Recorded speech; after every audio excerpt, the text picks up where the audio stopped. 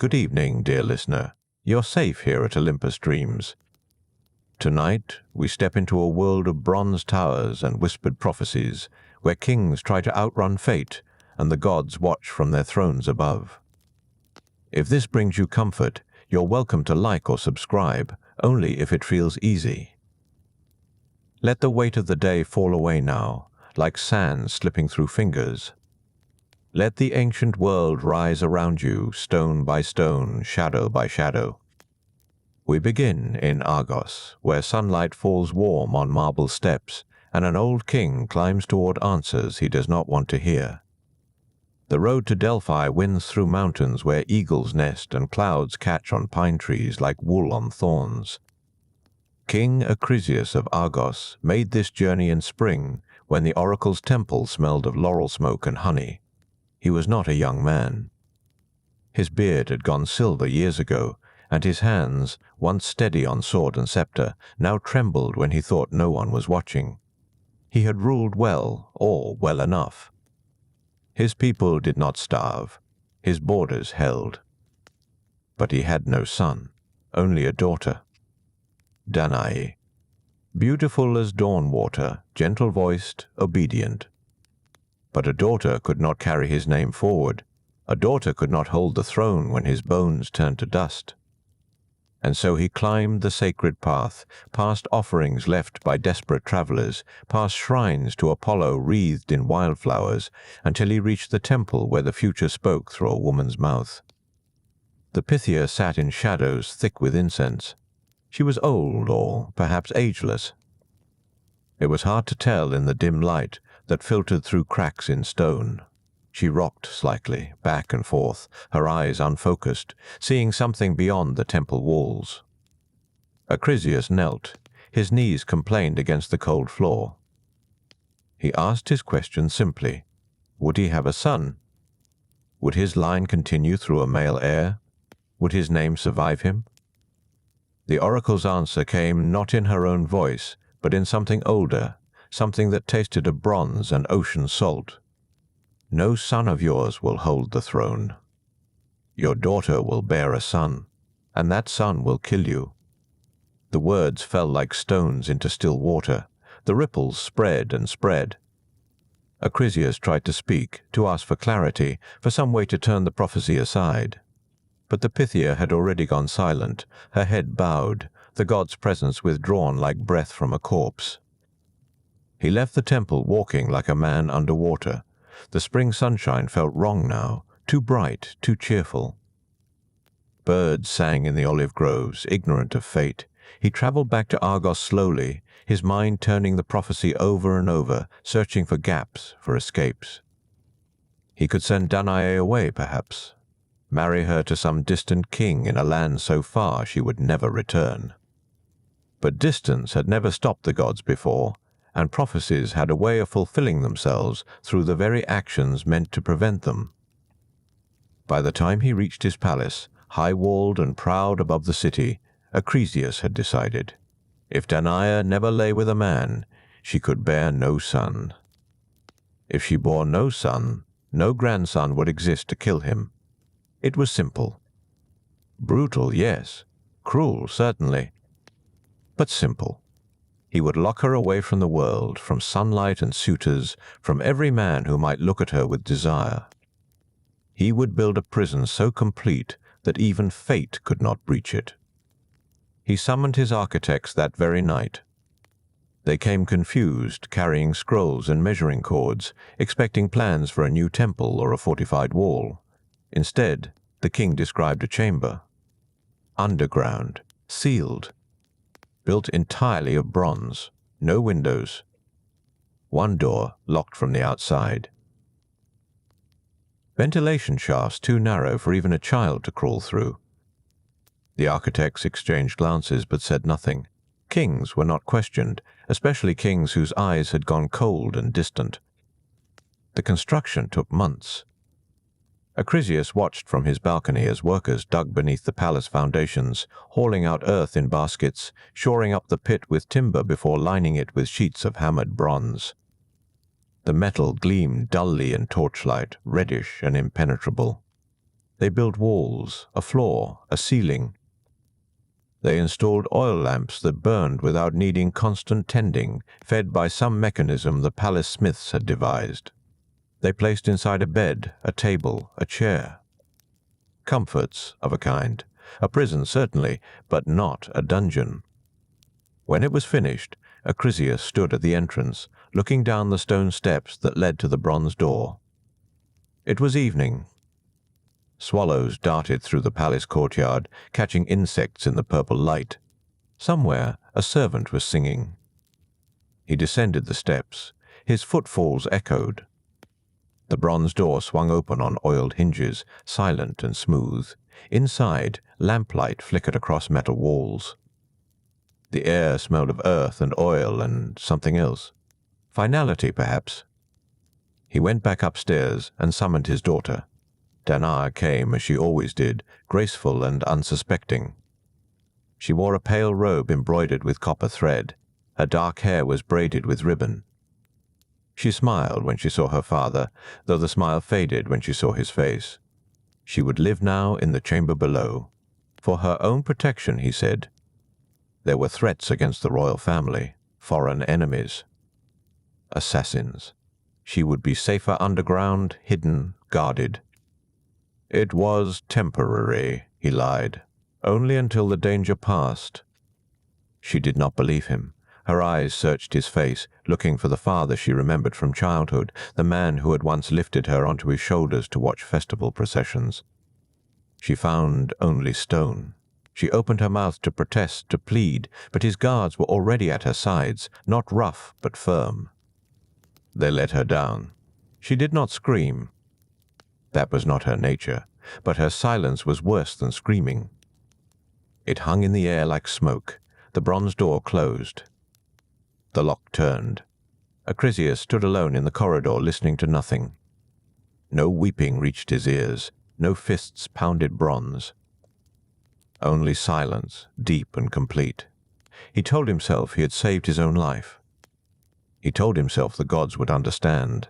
He climbed the stairs back to his chambers and poured wine with hands that still trembled. Outside, the stars appeared one by one, indifferent and eternal. The cypress trees whispered in the evening wind. And far below, in a prison of bronze, a young woman sat on the edge of a bed and stared at lamplight reflecting off metal walls that would not answer her. Somewhere on Olympus, Zeus looked down and frowned. The days that followed did not blur so much as dissolve. Time in the bronze chamber moved differently than it did above ground, where sunlight marked mornings and shadows marked evenings. Here, in this sealed and breathless space, there was only lamplight, steady, unchanging. The oil burned without smoke, some trick of the palace smiths, and the flames never guttered or dimmed. Danae woke to the same bronze gleam she had fallen asleep beneath. She slept when exhaustion took her. She woke when it released her. The rhythm of days became a guess. At first she counted. She marked time by meals. A servant girl, silent and terrified, brought food twice daily through the narrow slot in the door. Bread still warm from the ovens. Cheese wrapped in cloth. Figs in honey. Wine diluted with water. The girl never spoke. Danae tried once, pressing her face close to the slot, whispering questions. "Where is my father?" "How long will this last? Has anyone asked for me?" The girl's eyes appeared briefly in the opening, wide and wet with pity, then vanished. The slot closed. Silence returned.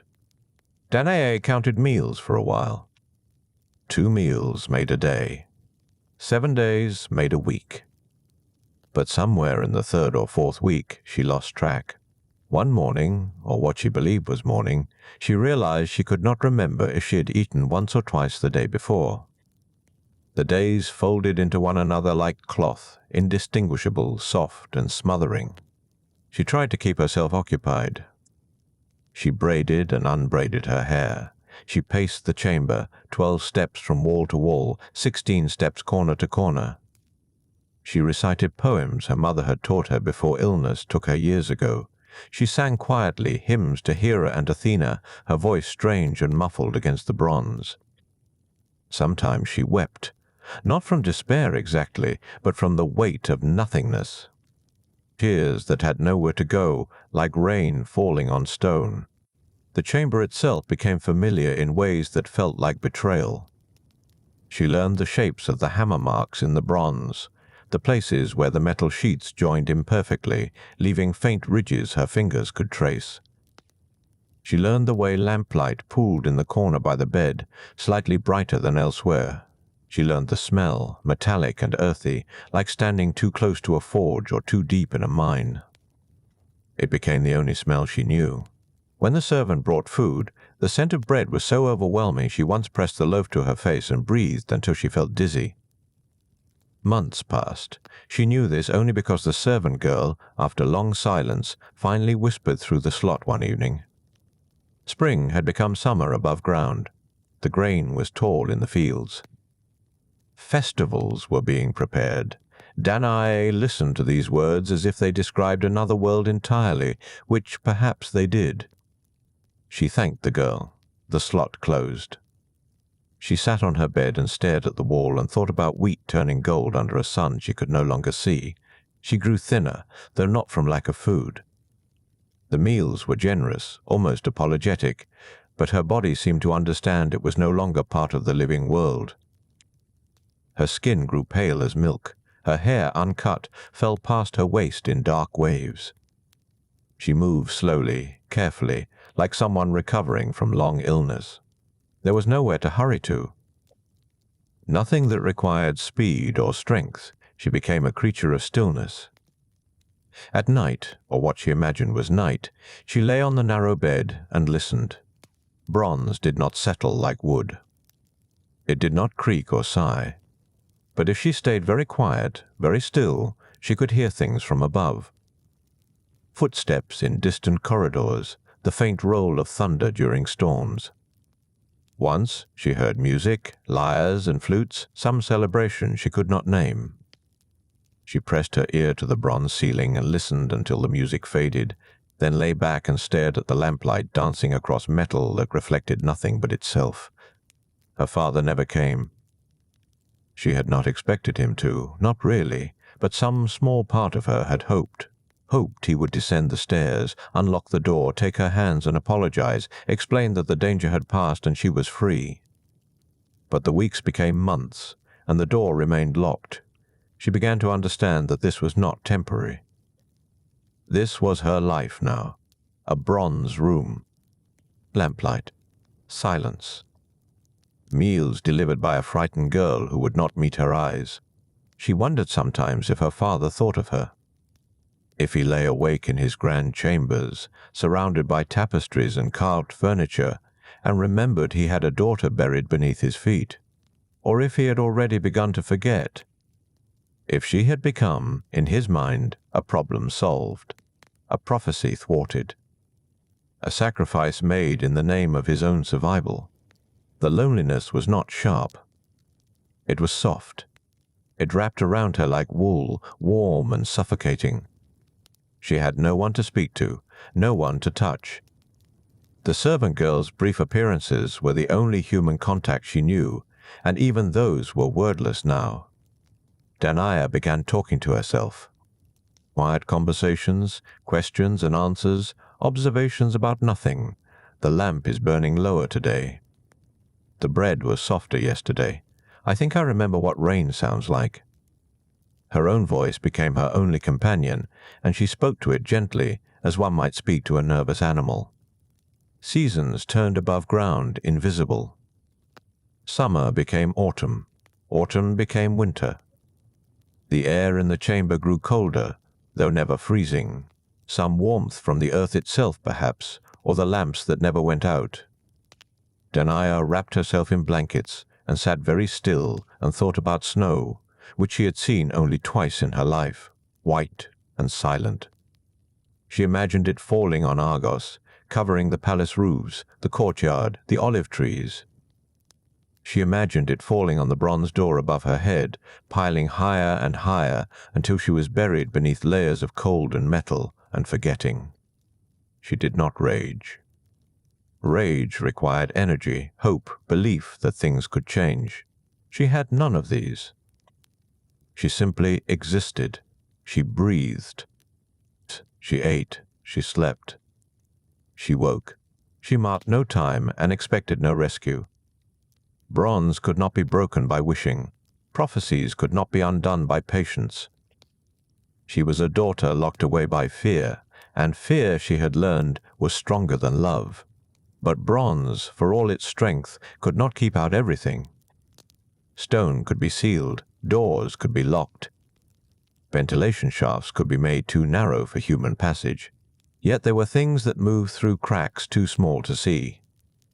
Things that did not need doors. Light, for instance. Air. Dreams. And gods. Winter deepened. Danae sat at her table, staring at a piece of bread she had no appetite for when the first shimmer appeared. She thought at first it was the lamp, guttering strangely. But the flame burned steady. The shimmer came from above, from the ceiling. A faint golden glow, like sunlight filtering through water, impossibly bright and impossibly warm. She stood slowly, tilting her head back, watching as the bronze seemed to soften, to breathe, to part, and through the ceiling, drop by drop, fell light. Not lamplight, not torchlight. Something older, purer. Gold made liquid, warm as summer honey, bright as joy. It fell in slow drops, each one holding its shape, glowing, drifting through the air like snow that had forgotten how to be cold. Danae stood beneath it, arms at her sides, too stunned to move. The drops touched her hair, her shoulders, her outstretched palms. They did not burn. They warmed. They hummed with something she could not name. The bronze chamber filled with golden rain. The golden rain fell without sound, each drop luminous and weightless, turning the dim bronze chamber into something that belonged in dreams rather than prisons. Danae stood motionless, her breath shallow, her mind struggling to comprehend what her eyes insisted was real. The drops multiplied, cascading through the ceiling as though the metal had become porous, as though bronze had learned to weep light. She raised her hands slowly, palms upturned, and caught the falling gold.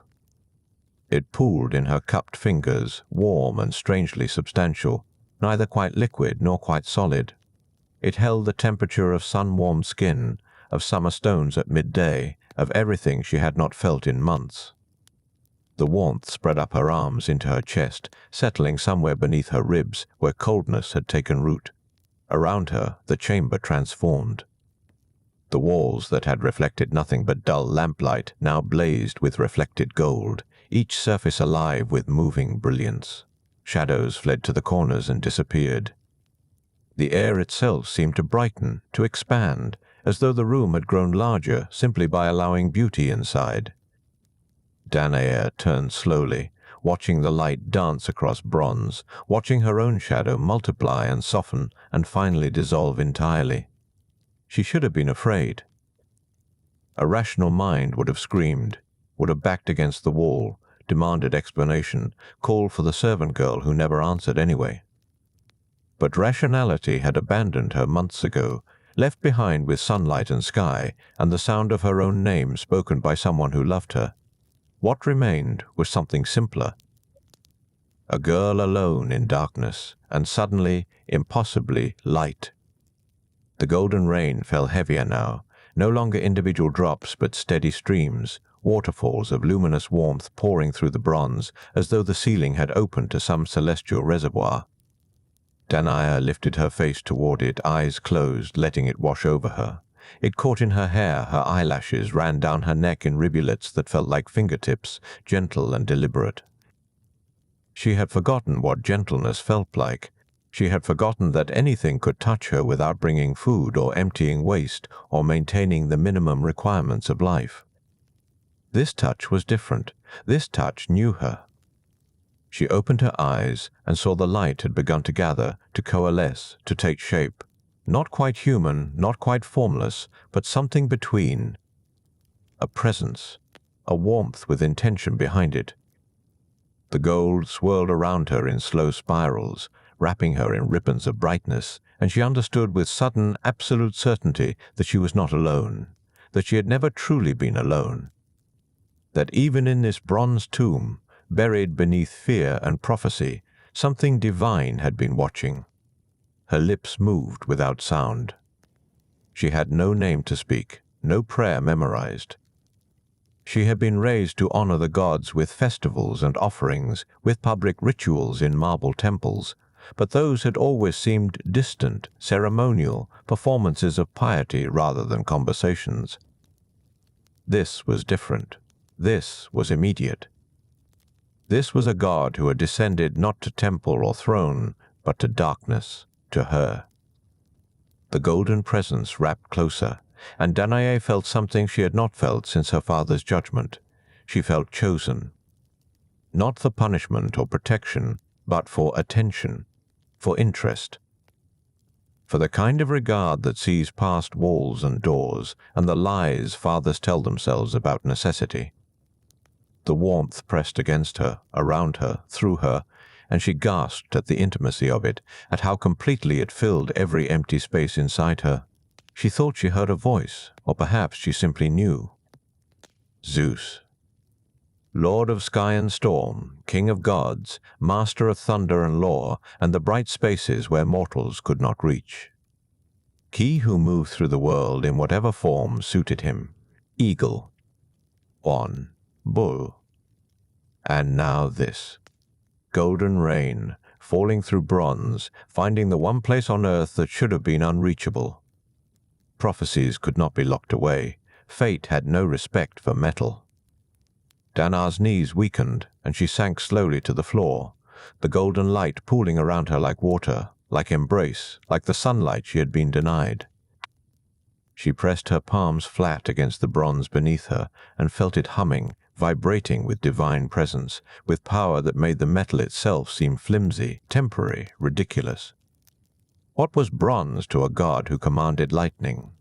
What were locked doors to one who moved through sky itself? The light grew brighter still, so bright she should have closed her eyes but could not. It surrounded her completely now, indistinguishable from air, from breath, from the beating of her own heart. She felt it entering her, not violating but filling, occupying spaces inside her that loneliness had carved hollow. The warmth spread through her chest, her stomach, her limbs, until she could not tell where the light ended, and she began. Time moved strangely. Perhaps minutes passed, perhaps hours. The bronze chamber existed outside ordinary measurement, a place where seasons changed without being seen, where night and day meant nothing. In the golden light, Danae floated, suspended, held. She thought of nothing, needed nothing. Simply existed in the presence of something vast and ancient that had chosen this moment, this place, this girl. When the light finally began to fade, it did so gradually, reluctantly, like dawn retreating before storm. The golden stream slowed to rivulets, then drops, then finally nothing. The bronze ceiling solidified once more, dull and impenetrable. The chamber returned to lamplight, to familiar shadows, to the dimensions she had measured 1,000 times. But something had changed. The air held a different quality now, a residual warmth that had nothing to do with temperature, a presence that lingered even after the light was gone. Danae remained on the floor, her hands still pressed against bronze, her breathing deep and slow. Her body felt different. Not painful, not wrong, but altered in some fundamental way she could not yet name. As though something had been planted inside her. A seed of gold in mortal soil. She stood slowly, unsteadily, and walked to the bronze mirror on the wall. Her reflection looked back at her, unchanged but somehow luminous, as though she had swallowed sunlight, and it now showed through her skin. Her face still carried the paleness of captivity, but her eyes held something new. Recognition. Purpose. The knowledge that she was no longer simply a daughter locked away. She was a vessel now, a bearer of divine intention. Danae placed her hand against her stomach, flat and unchanged, and knew with absolute certainty that life had begun there. Not from violence or duty or the negotiations of kings, but from light, from warmth, from a god who had looked down through layers of earth and bronze and chosen her for something greater than prophecy could predict. She walked to her narrow bed and lay down, pulling the worn blanket over her shoulders. The lamp burned as always, steady and eternal. The bronze walls reflected nothing but themselves. But Danae smiled, softly, barely, and closed her eyes. In the darkness behind her eyelids, gold still danced. The days that followed moved slowly, thick and measured, like honey spreading across stone. Danae woke each morning to the same lamplight, the same bronze walls, the same silence that had shaped her life for years. Yet everything felt different now. The air itself seemed heavier with meaning, as though the chamber held its breath and waited. She did not speak of what had happened. There was no one to tell. The servant who brought her meals, an elderly woman with gentle hands and averted eyes, asked no questions and offered no observations.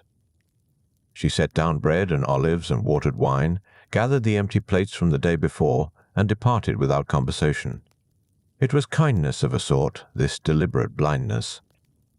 Perhaps she had been instructed long ago not to see, not to know, not to wonder about the girl locked beneath the palace. But Danae wondered.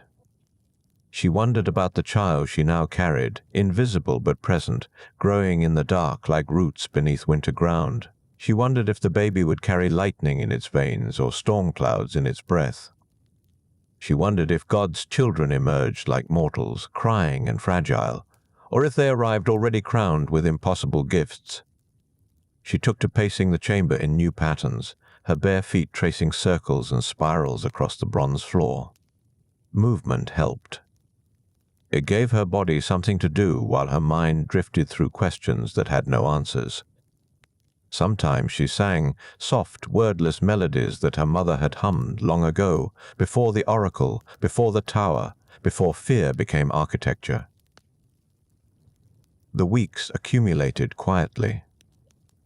Her body began to change in small ways that only she noticed, a tenderness in her breasts, a slight thickening at her waist, a strange new hunger that had nothing to do with the modest meals delivered twice daily. She ate everything now, bread and cheese and figs, and still felt hollow, as though she were feeding not one body but two, one mortal and one woven from starlight. She tried to count the days by marking them with a piece of charcoal against the bronze, thin black lines that accumulated like the bars of a second cage. But time underground refused to be measured. Days blurred together. Nights, indistinguishable from days in the perpetual lamplight, stretched and contracted according to their own logic. Eventually she stopped counting. The child would arrive when it arrived. Prophecy kept its own calendar. In the 4th month she felt the first flutter of movement. It came late one evening, or what she believed was evening based on the rhythm of meal deliveries, a soft stirring, barely perceptible, like a fish turning in shallow water. She froze mid-step, one hand flying instinctively to her belly, and waited. There. Again. A gentle pulse of presence, a reminder that she was not alone in the bronze chamber, that life persisted even in places designed to contain and deny it. Tears came then, unexpected and warm. She had not cried when her father locked her away, had not cried through the long months of isolation, had not cried even when the golden rain descended and changed everything. But now, feeling the child move inside her, she wept, not from sorrow but from something fiercer. Relief, wonder, the stubborn joy of life, insisting on itself. Her body continued its slow transformation. By the 6th month, her belly had rounded visibly, undeniable beneath the simple shift she wore. The servant who brought meals noticed but said nothing, though her hands trembled slightly when she set down the water jug. Perhaps she would report to the king. Perhaps not. Danae found she did not care. The secret was too large now to be contained by silence or bronze. She began speaking to the child, whispering stories in the lamplight about a world she barely remembered. She described olive groves and cypress trees, though she could no longer quite recall their scent. She spoke of the sea, remembered only from childhood, its voice like breathing, its surface catching light and scattering it into diamonds. She told the child about stars, about how they gathered in rivers across the night sky, about constellations her mother had named for her before everything changed. Sometimes she told stories of gods, of Athena emerging fully formed from Zeus's head, armed and wise, of Demeter searching the earth for her stolen daughter, seasons grinding to winter in her grief, of Hermes moving between worlds, carrying messages that changed the course of wars. She did not know if the child could hear her, if consciousness formed this early, but speaking helped. It made the chamber feel less like a tomb and more like a sanctuary, a place where stories could still survive. The 7th month brought new discomforts. Her back ached, her feet swelled. Sleep became difficult, her body too large and awkward for the narrow bed. She propped herself with folded blankets and lay on her side, one hand resting on her belly, feeling the child shift and turn, restless in its own captivity. In the 8th month, the child's movements grew stronger, more insistent, feet pressed against her ribs. Elbows jutted visibly through her skin. Once she felt what might have been a hand, tiny fingers spreading and closing, testing the boundaries of the space that held them.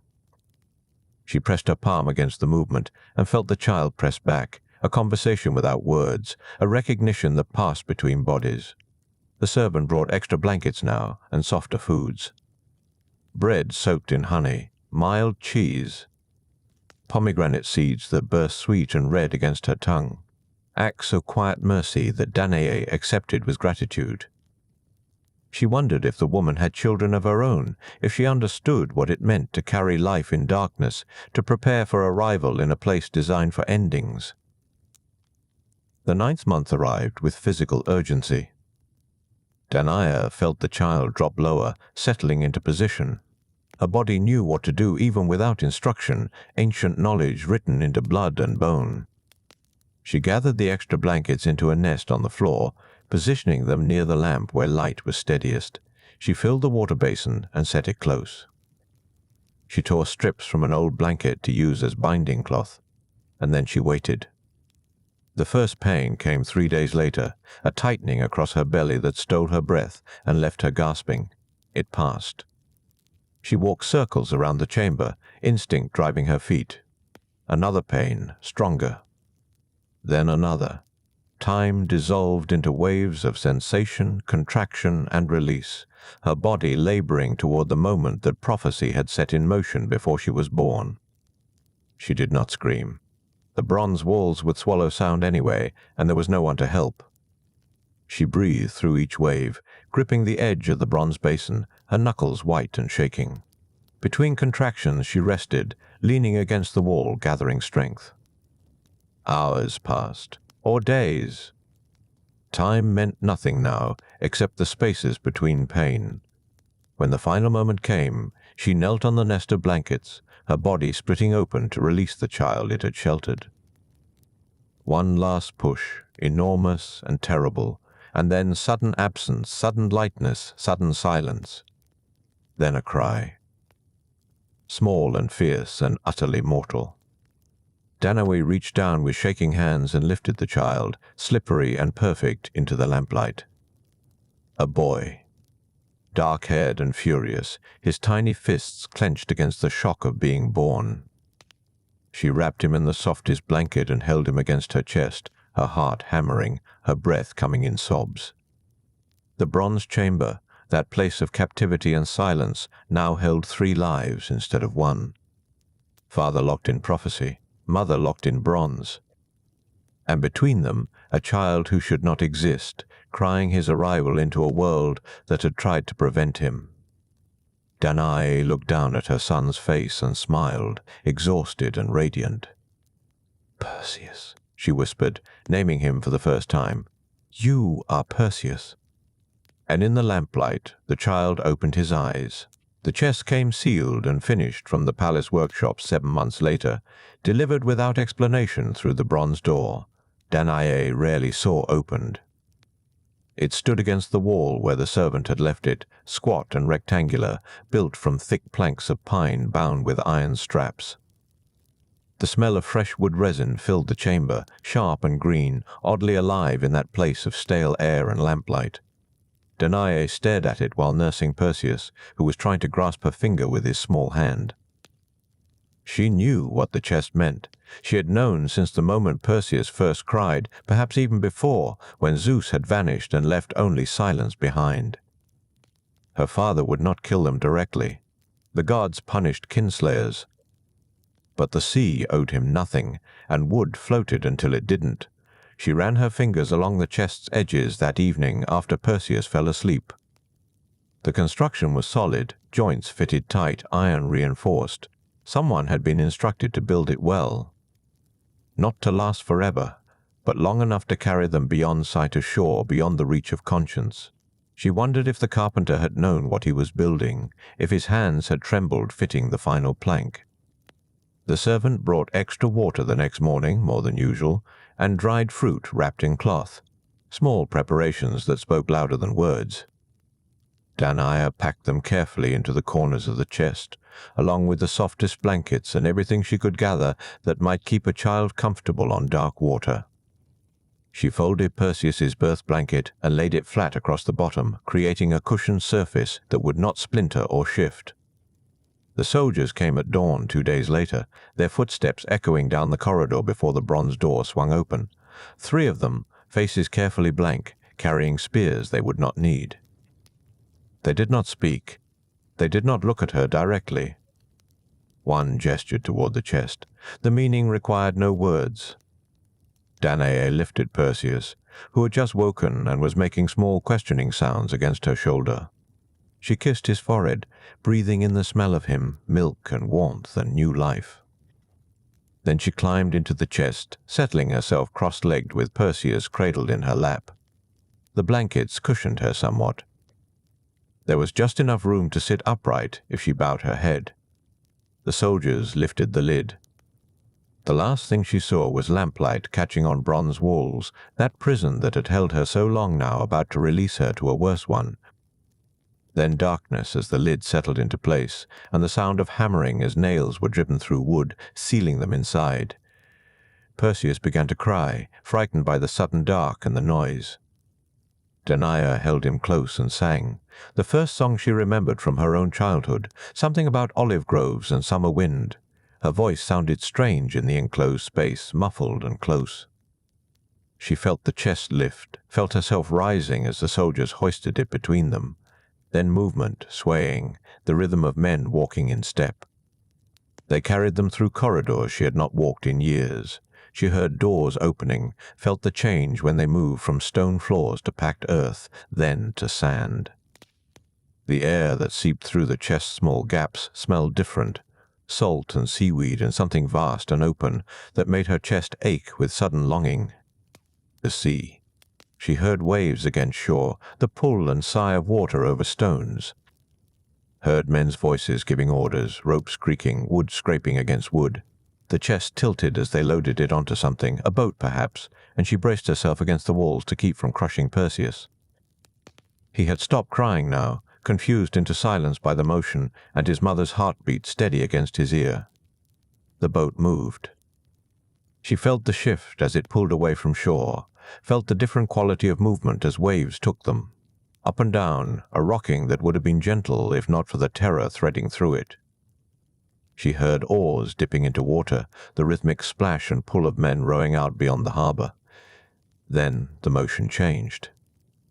The chest lifted again, tilted sharply, and her stomach dropped as they heaved it overboard. The impact when they hit water jolted through her bones. Perseus screamed.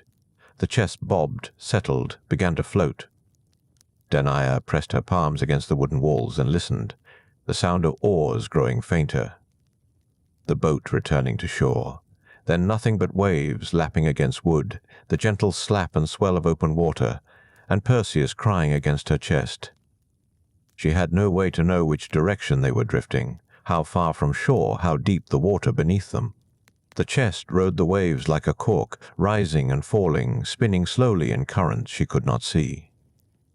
She pressed her eye against the gap between planks and saw only grey water, grey sky, no land anywhere, no point of reference to mark their position in that endless horizontal. Night came, or she assumed it did. The light that filtered through the gaps grew dimmer, then vanished entirely. The darkness became absolute, thicker than the bronze chamber had ever been. At least, there she had lamplight. Here she had nothing but touch and sound and the warmth of Perseus's body against hers. She fed him when he cried, grateful her milk had not dried up from fear. She sang when she could remember songs, whispered stories when her voice grew too tired for melody. She rationed the water and dried fruit, knowing they might drift for days. She tried not to think about thirst, about the sun that would blaze down tomorrow, about the wood splitting or the seal breaking or the slow leak of seawater through some crack she could not find. The first night passed in fragments. She slept in brief moments, waking each time a wave larger than the others lifted them high and dropped them hard. Perseus slept more soundly, exhausted by crying, trusting in the only certainty he knew, his mother's arms around him.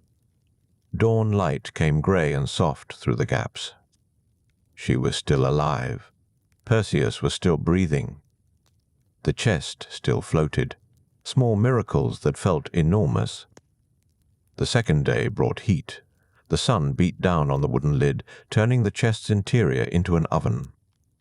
Danae poured water over Perseus to keep him cool, using drops from their precious supply. She soaked the edge of a blanket and pressed it to his forehead, his chest, the back of his neck. He whimpered but did not cry, too hot for tears. She pressed her face to the gaps and breathed, pulling in air that smelled of salt and sun-warmed wood. The waves rolled endlessly, no bird cries. No sight of land, just water stretching to the horizon in every direction, and their small wooden box floating across it like a seed. On the third dawn she heard something different, a rhythmic splashing that was not waves. She pressed her eye to the gap and saw, impossibly, nets rising from the water nearby, heavy with silver fish. Saw the dark hull of a fishing boat, weathered and simple. Saw a man's silhouette against the early sky, bending to gather his catch. She pounded against the chest's lid with both fists, shouting hoarse words that scraped her throat. Perseus, startled, began to scream. The combination of sounds carried across water that was still morning calm. The man's silhouette straightened, turned. She saw him lean over the side of his boat, shading his eyes, peering at the strange wooden box floating among his nets. A long moment passed. Then she heard oars biting water, pulling closer. The chest bumped against the fishing boat's hull. She felt hands testing the lid, heard a man's voice speaking words she could barely understand through the wood and her own gasping breath. Then the sound of a knife blade working between planks, prying at the nails that sealed them in. Light blazed into the chest as the lid lifted. Danae shielded Perseus's eyes with her hand and looked up, squinting, at the figure haloed by sunrise. An older man, weathered as driftwood, with kind eyes and calloused hands. He stared down at them, at the woman, an infant curled inside the chest, his expression shifting from shock to understanding to something gentler than either. He said nothing. Simply reached down and lifted Perseus from Danae's arms with the careful competence of someone who had held children before. Then extended his other hand to help her climb free, her legs cramping and shaking after 3 days folded in darkness. She stood on the boat's deck, breathing air that tasted impossibly sweet, and took her son back into her arms. The fisherman offered water from a leather skin, and she drank deeply before realizing how rude it might seem, but he only smiled and gestured for her to drink more. The fisherman's boat rocked gently as he worked his nets, pulling silver fish from the sea with practiced motions that required no thought. Danae sat near the stern, Perseus cradled against her shoulder, watching the man's weathered hands move through their familiar rhythm. He had not asked her name. had not asked why a woman and infant were sealed in a wooden chest drifting leagues from any visible shore. Some questions, his silence seemed to suggest, were better left to the gods. The island appeared on the horizon near midday, a dark shape rising from blue water like the back of a sleeping creature. As they drew closer, Danae could see white houses clustered above a small harbor, fishing boats pulled onto the sand, nets spread to dry in the sun. Smoke rose from cooking fires, thin and grey against the sky. It looked peaceful. It looked like the sort of place where people might live entire lives without drama, without prophecy, without bronze chambers or desperate kings. The fisherman guided his boat onto the beach with the ease of someone who had performed this landing 10,000 times. Other fishermen glanced up from their nets, saw the stranger woman holding an infant, and their expression shifted from curiosity to careful neutrality. Strangers arrived sometimes on Seriphos, washed up by storms or seeking refuge from conflicts on larger islands. Most moved on eventually. Some stayed. The fisherman's house stood at the far end of the village, small and square with whitewashed walls and a roof of dried reeds. He led Danae inside without ceremony, gesturing to a wooden bench near the cold hearth, fetching a clay cup of water that tasted faintly of olives. She drank slowly this time, remembering her manners, remembering she was no longer a king's daughter but a woman whose life depended on the kindness of strangers. That evening, the fisherman whose name she learned was Dictys prepared a simple meal of bread, olives, and grilled fish. They ate in comfortable silence. Perseus sleeping in a nest of blankets Dictys had pulled from a wooden chest that smelled of cedar and long storage. When the meal was finished, Dictys spoke his first full sentence since pulling them from the sea. "You may stay as long as you need," he said. His voice was rough from years of salt air, but the words were gentle. "I ask no questions." The sea brings what it brings. Danae felt tears prick her eyes, the first she had allowed herself since the chest was sealed. She nodded, unable to speak, and Dictys simply rose and began clearing the wooden plates, as if rescuing castaways was no more remarkable than catching fish. The days that followed settled into a rhythm she had never imagined possible.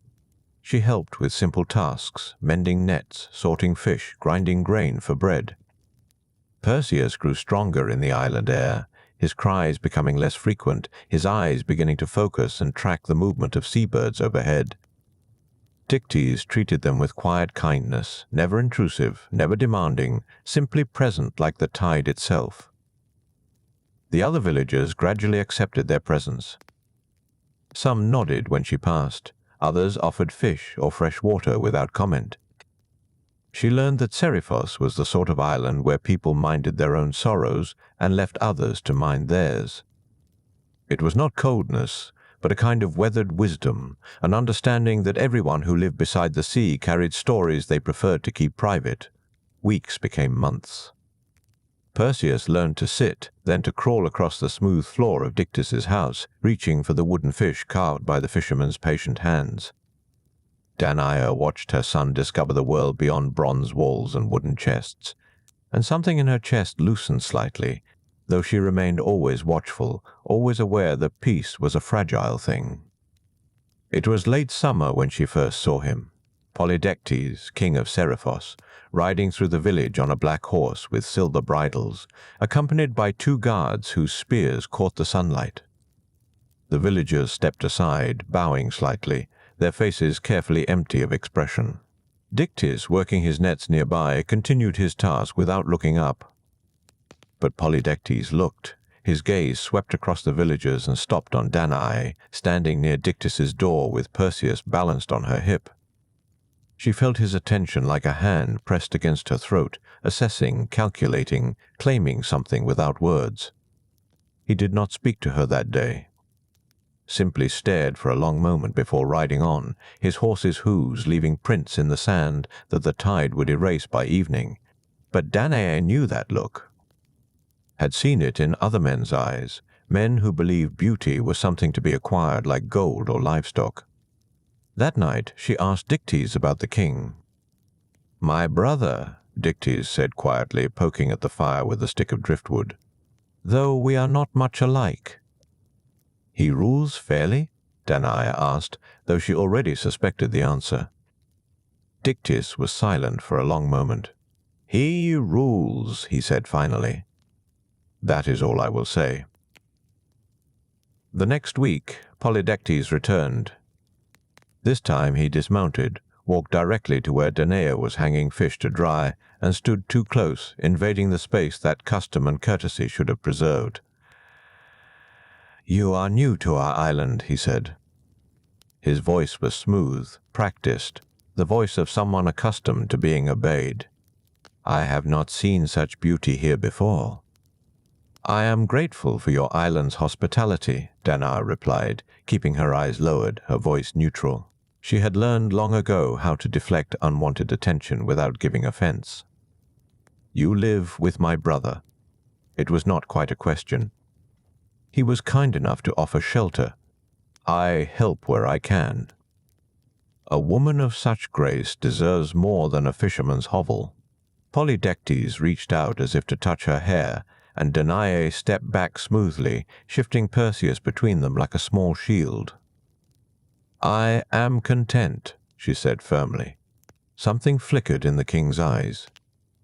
Not anger yet, but the beginning of it, the first spark that might eventually become flame.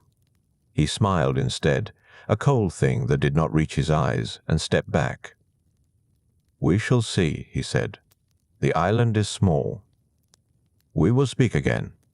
He left, but his shadow seemed to linger in the air like smoke. That evening, Dictys sharpened his gutting knife with slow, deliberate strokes against a whetstone, the sound steady and rhythmic in the quiet house. "My brother," he said without looking up, "does not hear the word no often. You should know that." "I gathered as much," Danae said softly. "He will return." "He always does, when he wants something. Then I will refuse him again." Dictys set down the knife and finally met her eyes. "You have courage." But courage alone does not always suffice on small islands, where kings have long memories and limited amusements. Danae looked down at Perseus, who slept peacefully in his blankets, unaware that the shadow of power was already lengthening across his small life. She had thought, perhaps foolishly, that the sea might wash away her past, that distance from Argos meant freedom from the attention of men who believed themselves entitled to whatever they desired. But predators, she was learning, existed everywhere. They simply wore different crowns. "Then we will be careful," she said quietly, "and we will endure." Dictys nodded slowly, though his weathered face remained troubled. Outside, the waves continued their eternal conversation with the shore, speaking in a language older than kings or prophecies, or the complicated pride of men who could not accept refusal. Danae listened to that ancient rhythm and held her son close, knowing that the hardest test was still ahead, growing closer with each passing day, inevitable as the tide. Years passed on Seriphos like waves smoothing stone, each season leaving its mark in subtle ways. Perseus grew tall and strong, his limbs lengthening, his voice deepening, his resemblance to his divine father becoming more pronounced with each passing summer. He learned the fisherman's trade from Dictys, mending nets with patient fingers, reading the weather in cloud formations, understanding the temperament of the sea. But he also learned other things, watching how his mother's shoulders tensed whenever the king's black horse appeared in the village, noting the way Dictys positioned himself always between Danae and his brother, a living barrier of quiet defiance. Polydectes continued his visits. Monthly at first, then more frequently, always with compliments that felt like threats, gifts that Danae refused with careful politeness, invitations to the palace that she declined with increasingly transparent excuses. The king's patience was wearing thin, his smiles growing sharper, his departures more abrupt. The entire village watched this slow siege with anxious eyes, knowing that kings who were denied tended to find other methods of acquisition. Perseus was 17 when Polydectes shifted his strategy. Instead of pursuing Danae directly, he announced a great celebration, a banquet to honor his upcoming marriage to Hippodamia, a noblewoman from a neighboring island. Every young man of Seriphos was invited, commanded really, to attend and bring gifts appropriate for a royal wedding.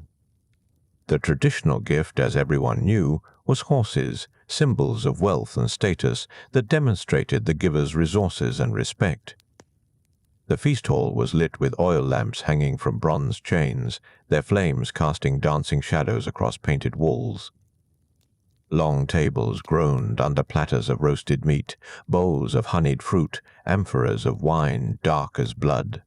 Polydectes sat at the center of the high table, draped in purple cloth, a gold circlet resting on his temples. His eyes moved across the assembled young men with predatory assessment, lingering longest on Perseus, who sat among Dictys's household wearing his cleanest tunic, conscious of being the poorest person in the room. One by one the young nobles approached, leading fine horses with braided manes and polished hooves. Each gift was acknowledged with royal nods, recorded by a scribe whose stylus scratched against wax tablets. The pile of offerings grew, an ostentatious display of wealth that made Perseus increasingly aware of his own empty hands. He had no horses. Dictys had no horses. Fishermen did not keep such animals on small islands where grazing land was scarce and practical. When his turn came, Perseus stood slowly, feeling every eye in the hall turned toward him. He approached the king's table with his chin raised, refusing to show the shame that burned in his chest. Polydectes smiled, that cold smile Perseus had learned to recognize as danger wearing a pleasant mask. "Young Perseus," the king said, his voice carrying across the suddenly silent hall. "Son of the beautiful Danae, what gift do you bring to honor my marriage?" The question hung in the air like a blade. Perseus felt the weight of expectation, the snickers barely suppressed among the noble sons, the way Polydectes leaned forward slightly, anticipating humiliation. "I have no horses, my lord," Perseus said clearly. His voice did not shake. "I am a fisherman's foster son.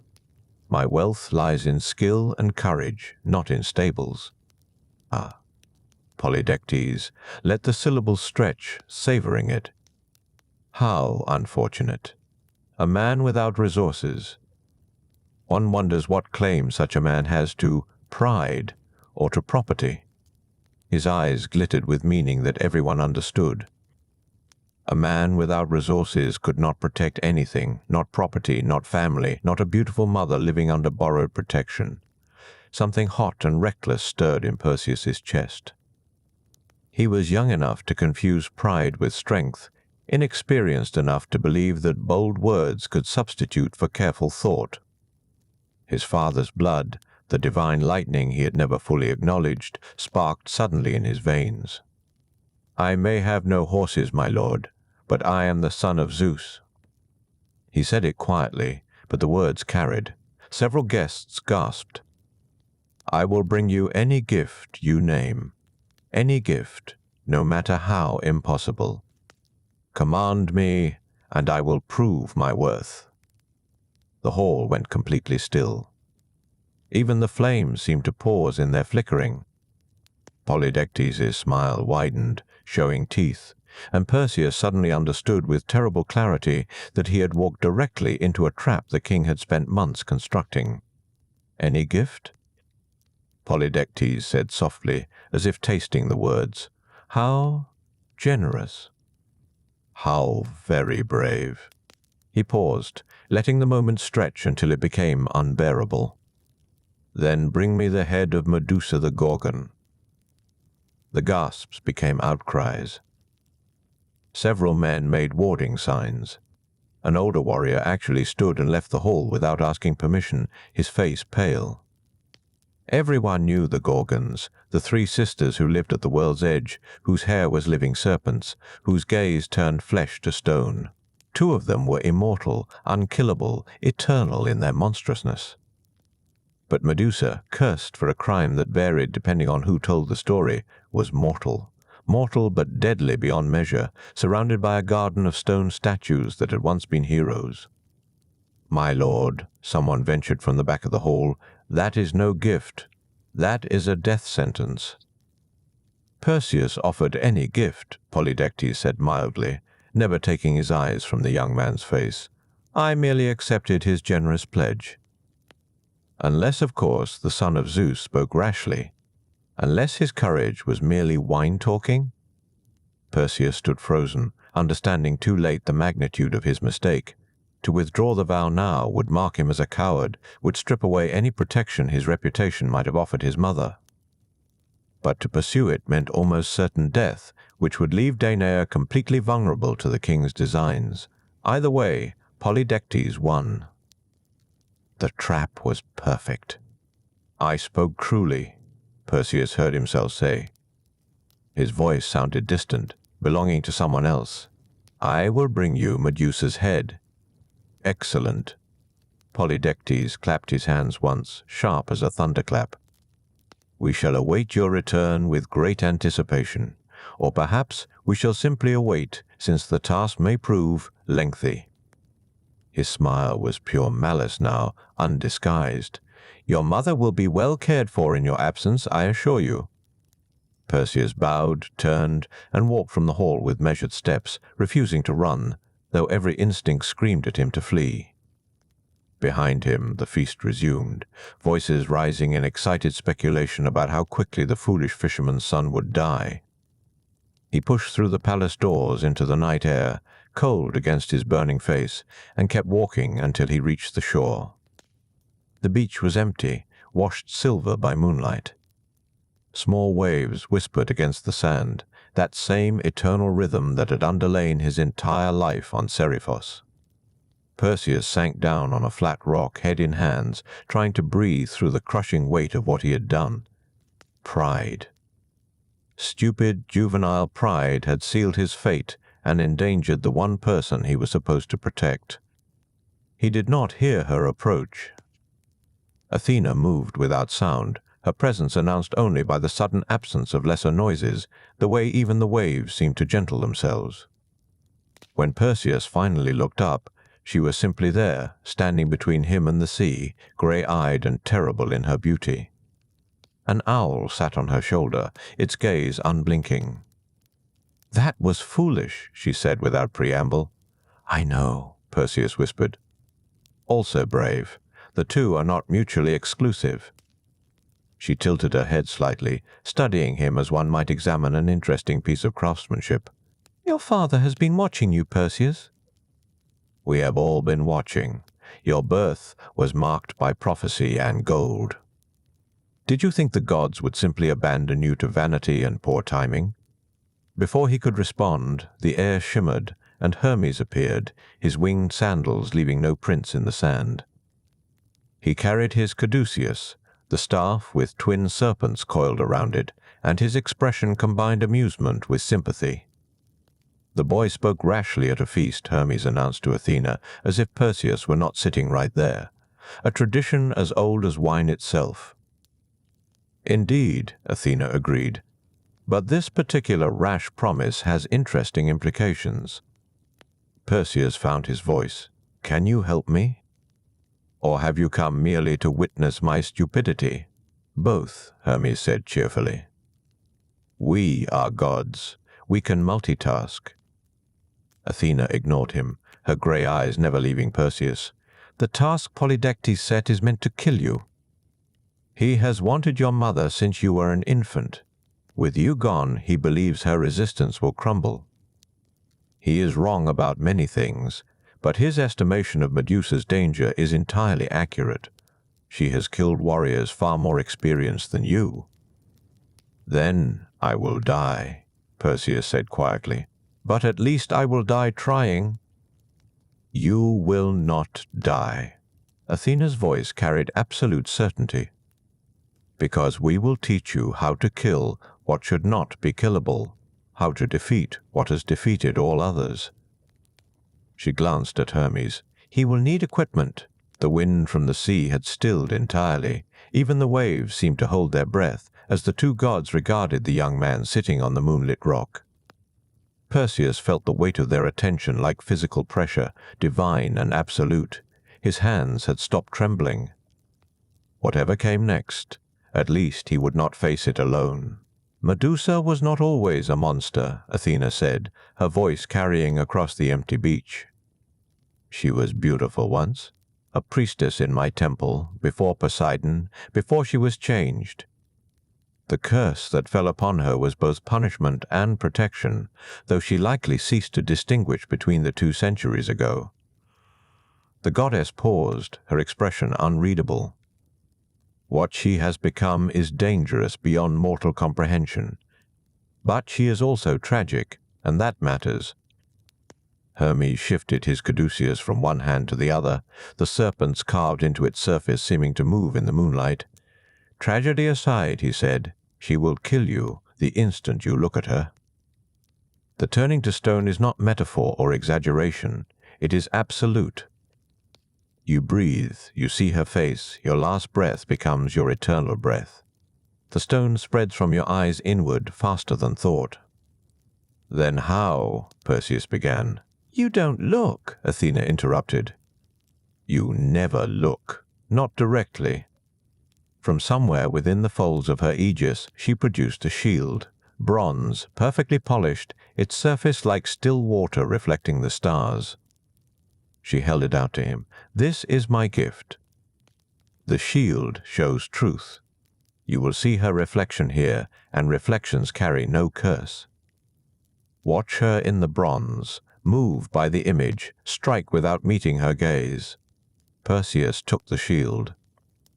It was lighter than it looked, balanced perfectly, and when he tilted it, he saw his own face staring back, pale and young and frightened. He looked away. You'll also need these, Hermes said, and began removing his winged sandals. They were white leather, worn soft by divine use, with small feathers at each heel that stirred as though breathing. Medusa lives far beyond where mortal feet can tread. You'll need to fly. He handed them over, then reached to his belt and unhooked a curved blade, its edge gleaming like captured starlight. Adamantine, he explained. Forged before the Titans fell, it will cut what bronze cannot. One stroke, clean and quick, that's all you'll have. The Gorgons sleep, Athena added, all three of them coiled together in their lair. Stheno and Euryale cannot be killed. They are immortal and will wake at the first sound of their sister's distress. You will have moments only. Find Medusa among them, strike, take the head, and flee before the others rouse. Perseus stared at the divine weapons in his hands. The shield felt warm, as though Athena's own presence had seeped into the bronze. The sandals pulsed gently against his palms. How will I know which one is Medusa? She will be the one who looks almost human, Athena said quietly. The curse did not erase her beauty entirely. It twisted it, but traces remain. The others were born monsters. She was made one. You will see the difference. But there is more you need, Hermes said. The winged sandals will carry you to the edge of the world, but not beyond it. And my blade, keen as it is, means nothing if you cannot approach close enough to use it. You need 3 more gifts, held by guardians we cannot command. He glanced at Athena. Shall we tell him about the Grey Sisters? The Grey, Athena said. 3 women who share one eye and one tooth between them. They live in perpetual twilight at the world's western edge, where day never quite arrives and night never fully falls. They are ancient, older than Zeus, older perhaps than memory itself, and they know where the Hesperides keep their garden. The Hesperides? Perseus asked. Nymphs, Hermes explained, guardians of the garden where golden apples grow, the fruit of immortality. But they guard other treasures too, gifts meant for heroes who undertake impossible tasks. They have what you need, the rest of what you need, but the path to their garden is hidden. Only the Grey know the way. And the grey do not give information freely, Athena continued. You will need to be clever. They pass the eye between them, hand to hand, so each can see in turn. In the moment of exchange, when the eye travels from one sister's grip to another's, there is blindness. That is your moment. Take the eye, hold it hostage. They will bargain for its return. Perseus listened, trying to commit every word to memory, knowing that a single forgotten detail might mean the difference between success and another stone statue in Medusa's garden. The night air had grown colder, or perhaps he simply felt the enormity of what lay ahead settling into his bones. When you reach the Hesperides, Hermes said, ask for 3 things. First, the kibisis, a leather bag that will hold Medusa's head safely. Her gaze remains deadly even after death, even severed. The kibisis will contain the power. Second, ask for Hades' cap of darkness. It renders the wearer invisible, unseeable even to gods. You will need it to escape the immortal Gorgons. He paused. The third gift is winged sandals like these, but you already have mine. They may give you something else. Some nymphs are unpredictable. Accept whatever they offer. Athena stepped closer, and Perseus noticed for the first time that her feet left no impressions in the sand. This task will change you, she said. You will see things no mortal should see. You will kill something that deserves both death and pity. The weapon you bring back to Polydectes will have the power to turn armies to stone. That power must be wielded wisely, or not at all. I don't want power, Perseus said. I want my mother safe. And she will be, Athena replied. But the path to her safety runs through darkness, ancient wrong, and necessary violence. There is no clean way forward, only the true way. She touched his shoulder briefly, her hand cold through his tunic. We will watch. When you need guidance, we will send signs. Trust the owl. Trust sudden winds. Trust your instincts, because your blood is half divine and it remembers things your mind has never learned. Hermes had already strapped his sandals back on, the wings fluttering. The grey AA live westward, beyond where the sun touches. You'll know their cave by the grey light that leaks from it, pale as old bone. They are not hostile, merely particular. And very, very old. Be respectful, be quick, and don't listen if they start telling you prophecies. They see too much, and knowing the future rarely helps. When do I leave? Perseus asked. Now, Athena said. Dawn is 3 hours away, and Polydectes will expect you to linger, to hesitate. Surprise him by vanishing immediately. Let him wonder whether you fled in cowardice or embarked in courage. Either way, his attention will not focus on your mother while mystery remains. Perseus stood, slinging the shield across his back, tucking the adamantine blade through his belt. The weight felt right, purposeful. He looked at the 2 gods, these beings who had walked out of myth to stand on a beach with a fisherman's foster son, and tried to find words for gratitude that seemed adequate. Don't thank us yet, Hermes said, reading his expression. Thank us when you return. If you return? He grinned, but it was gentle, almost affectionate. Though I suspect you will. You have your father's stubbornness and your mother's grace. It's a good combination for monster slaying. Athena said nothing more. She simply inclined her head once, a gesture of acknowledgement or perhaps blessing, and then she was gone. Not walking away, not flying, just absent, as though she had been an idea rather than a physical presence. The owl remained a moment longer, golden eyes fixed on Perseus, and then it too vanished into the night sky, wings silent as thought. Hermes lingered. One more thing, he said. When you cut off Medusa's head, strange things will be born from her blood. Don't be alarmed. It's divine blood, cursed blood, and it has been waiting centuries to become something new. Let whatever emerges emerge. Some births are violent. Then he too was gone, leaving only the faint scent of ozone and distant places. Perseus stood alone on the beach with divine weapons and an impossible task. The waves had resumed their rhythm, indifferent to prophecy, curses, or the fear of young men. He thought of his mother hiding in Dictys's house and of Polydectes' smile. He thought of stone statues frozen in eternal terror. Then he stopped thinking and started walking. The winged sandals whispered against the sand. By the time he reached the water's edge, his feet had left the ground entirely. The flight came easier than Perseus expected, as though his body had simply remembered something it had never learned. The winged sandals whispered against the night air, carrying him upward with steady purpose rather than frantic speed. Below, the island of Seriphos grew smaller, its scattered lights dimming to embers, then vanishing entirely as he turned westward, following some instinct that felt older than thought itself. The stars wheeled overhead, bright and numerous in ways they never appeared from ground level. Perseus had spent years watching them from shore, learning their patterns from Dictys during long fishing nights, but from this height they seemed closer, more alive, as though they too were traveling somewhere. The moon had set hours ago, leaving only starlight to guide him, and the darkness felt less like absence than presence, thick and textured as wool.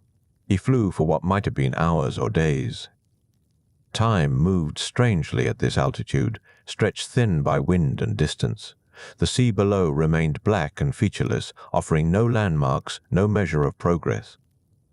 Only the gradually changing quality of the air told him he was moving, the salt smell fading, replaced by something drier, older, like dust from tombs or wind across empty places. Eventually, the stars ahead began to pale. Not with dawn, that would come later, but with a strange grey luminescence that seemed to leak upward from the earth itself. Perseus descended slowly, uncertain what he was approaching. The land below looked barren, neither green with life nor brown with healthy earth, just grey. Rocks, sand, twisted vegetation that might have been dead or merely sleeping. Nothing moved. No birds called. Even the wind seemed reluctant to blow here. Then he saw the cave. It opened in a hillside like a mouth frozen mid-speech, and from its depths spilled that pale light, neither warm nor cold, neither bright nor dim. It simply was, illuminating nothing, clarifying nothing, existing in perpetual twilight. Perseus landed on the slope above the entrance, the sandal settling him gently onto stone worn smooth by centuries of wind. He removed them carefully, tucking them into his belt. This approach required mortal feet, mortal silence. The cave mouth smelled of dust and time and something else, something organic but not quite alive. Perseus moved forward slowly, his hand near the adamantine blade but not touching it. Hermes had said these sisters were not hostile, merely particular. He tried to remember what particular meant in divine terms, and decided it probably meant unpredictable. The grey light grew stronger as he entered, though stronger wasn't quite accurate. More present, perhaps. It filled the cave evenly, emanating from no source Perseus could identify, making shadows impossible. The walls were smooth, worn by hands or bodies brushing against them for longer than kingdoms had existed. And deeper inside, he heard voices. 3 voices, speaking in turns, sometimes finishing each other's sentences, sometimes contradicting, sometimes harmonizing. They spoke in a language Perseus almost understood, words that felt ancient but not quite foreign, as though they were speaking a version of Greek that predated grammar itself. He crept forward, silent as prayer, until the tunnel opened into a chamber, and there they were. The Grey sisters. They sat in a triangle close enough to touch, 3 figures draped in robes the color of old bone. Their hair, what remained of it, hung in thin strands like cobwebs. Their faces were neither young nor old, neither beautiful nor ugly, just worn, eroded by time into something essential. They looked like women who had been alive so long they had forgotten what living meant and remembered only existing. Between them, they passed objects back and forth with ritualistic precision. First, a single yellowed tooth, which each sister placed in her mouth for a moment before removing it and passing it along. Then, more crucial, the eye. It was large, far too large for any human socket, milky white with a black pupil that seemed depthless. They passed it from hand to withered hand, each sister placing it in her empty socket, gazing around the cave for a brief moment, then removing it and extending it to the next. Perseus watched the pattern, counting the rhythm. The tooth moved quickly, almost carelessly, but the eye traveled with deliberate slowness. 3 heartbeats in the first sister's hand. 2 heartbeats passed through empty air. 4 heartbeats in the second sister's socket, 2 heartbeats floating between them. 5 heartbeats in the third sister's possession. And then back to the first, the cycle continuing endlessly. He waited through 3 complete rotations, making certain the pattern held steady. Then he moved. Not rushed, not hesitant, just purposeful. He stepped from the shadows precisely as the eye left the second sister's grasp, floating through that brief moment of transfer toward the third sister's waiting fingers. Perseus caught it mid-air. His hand closed around the eye, which was warm and slick and pulsed once against his palm like a beating heart. All 3 sisters froze. "Who touches?"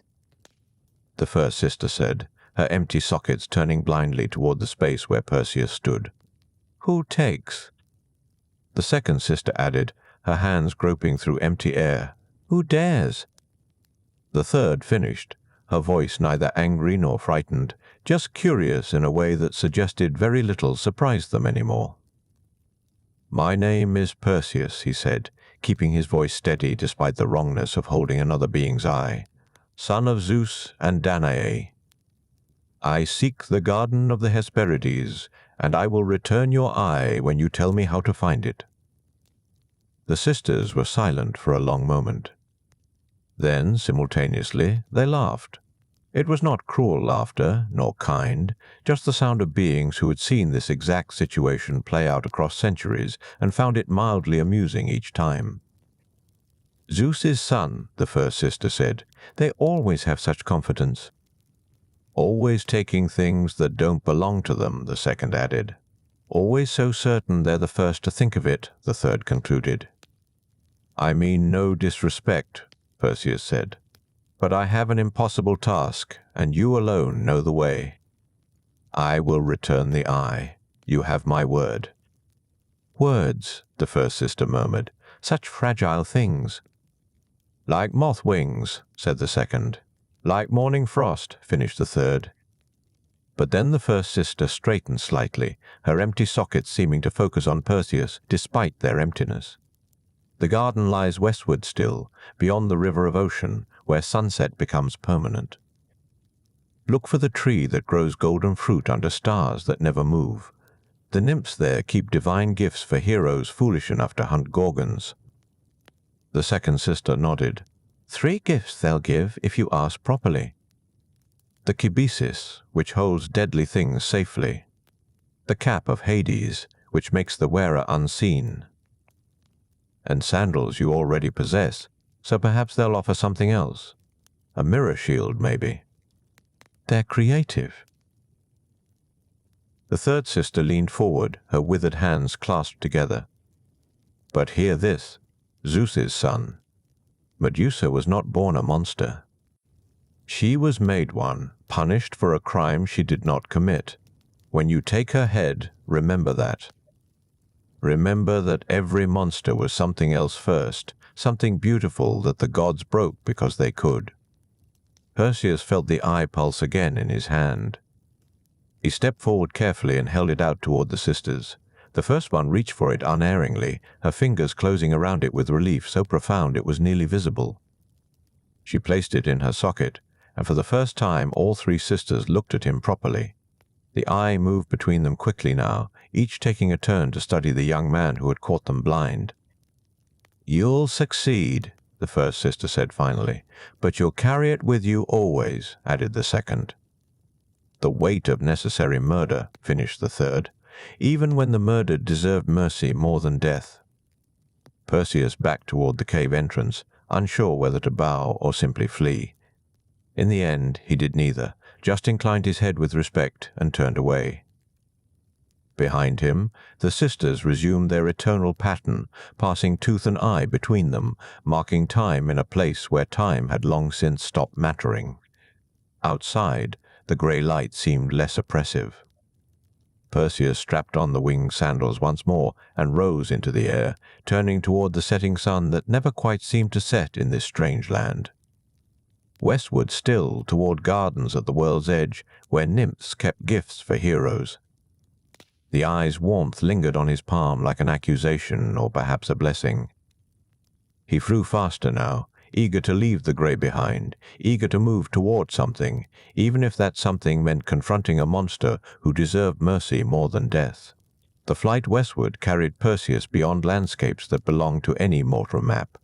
Below him, the grey lands gave way to something stranger still, a place where the earth seemed uncertain of its own nature. Rocky outcrops dissolved into mist, then reformed as distant hills. Rivers ran upward for stretches before remembering gravity and falling back toward the sea. The laws that governed ordinary places grew thin here, worn through by proximity to the world's edge. The winged sandals whispered their steady rhythm, carrying him forward through air that tasted of salt and honey and something metallic he couldn't name. Stars appeared overhead despite the perpetual twilight, bright and close enough that he felt he might touch them if he reached up. They didn't twinkle as stars should. They burned with steady, ancient light, fixed in patterns that predated human understanding of the heavens.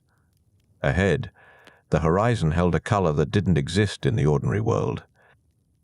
Not quite gold, not quite rose, but something between, a luminance that suggested the sun had set there once and never quite finished the act. Perseus flew toward it, guided by instinct and the Grey Sisters' directions, trusting that the garden would reveal itself when the time came. Hours passed, or perhaps minutes. Time moved strangely here at the world's rim. The stars wheeled overhead in their fixed patterns, and the strange twilight never deepened or brightened.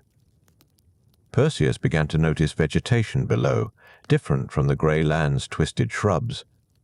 These plants grew with deliberate beauty, their leaves catching the strange light and reflecting it in shades of silver and bronze. Then he saw the tree. It stood alone on a hill that rose from the surrounding landscape like an island from the sea. The tree was vast, its trunk wider than any temple column Perseus had seen, its branches spreading in perfect symmetry. And hanging from those branches, glowing with their own internal light, were apples of pure gold.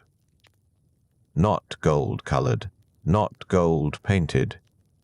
Gold itself, somehow grown into fruit form, each apple reflecting the twilight in liquid ripples across its surface. The tree's leaves were silver, whispering in a wind Perseus couldn't feel, creating music that was almost words but not quite. He descended slowly, circling the hill once before, landing at its base. The grass here was soft and perpetually dewed, each blade perfectly placed as if arranged by careful hands. A path of pale stones wound up the hillside toward the tree, and Perseus followed it, the winged sandals quiet now against the ground. As he climbed, he became aware of presences moving at the edge of his vision. Figures that might have been women or might have been something more, glimpsed between one heartbeat and the next, never quite solid enough to see clearly.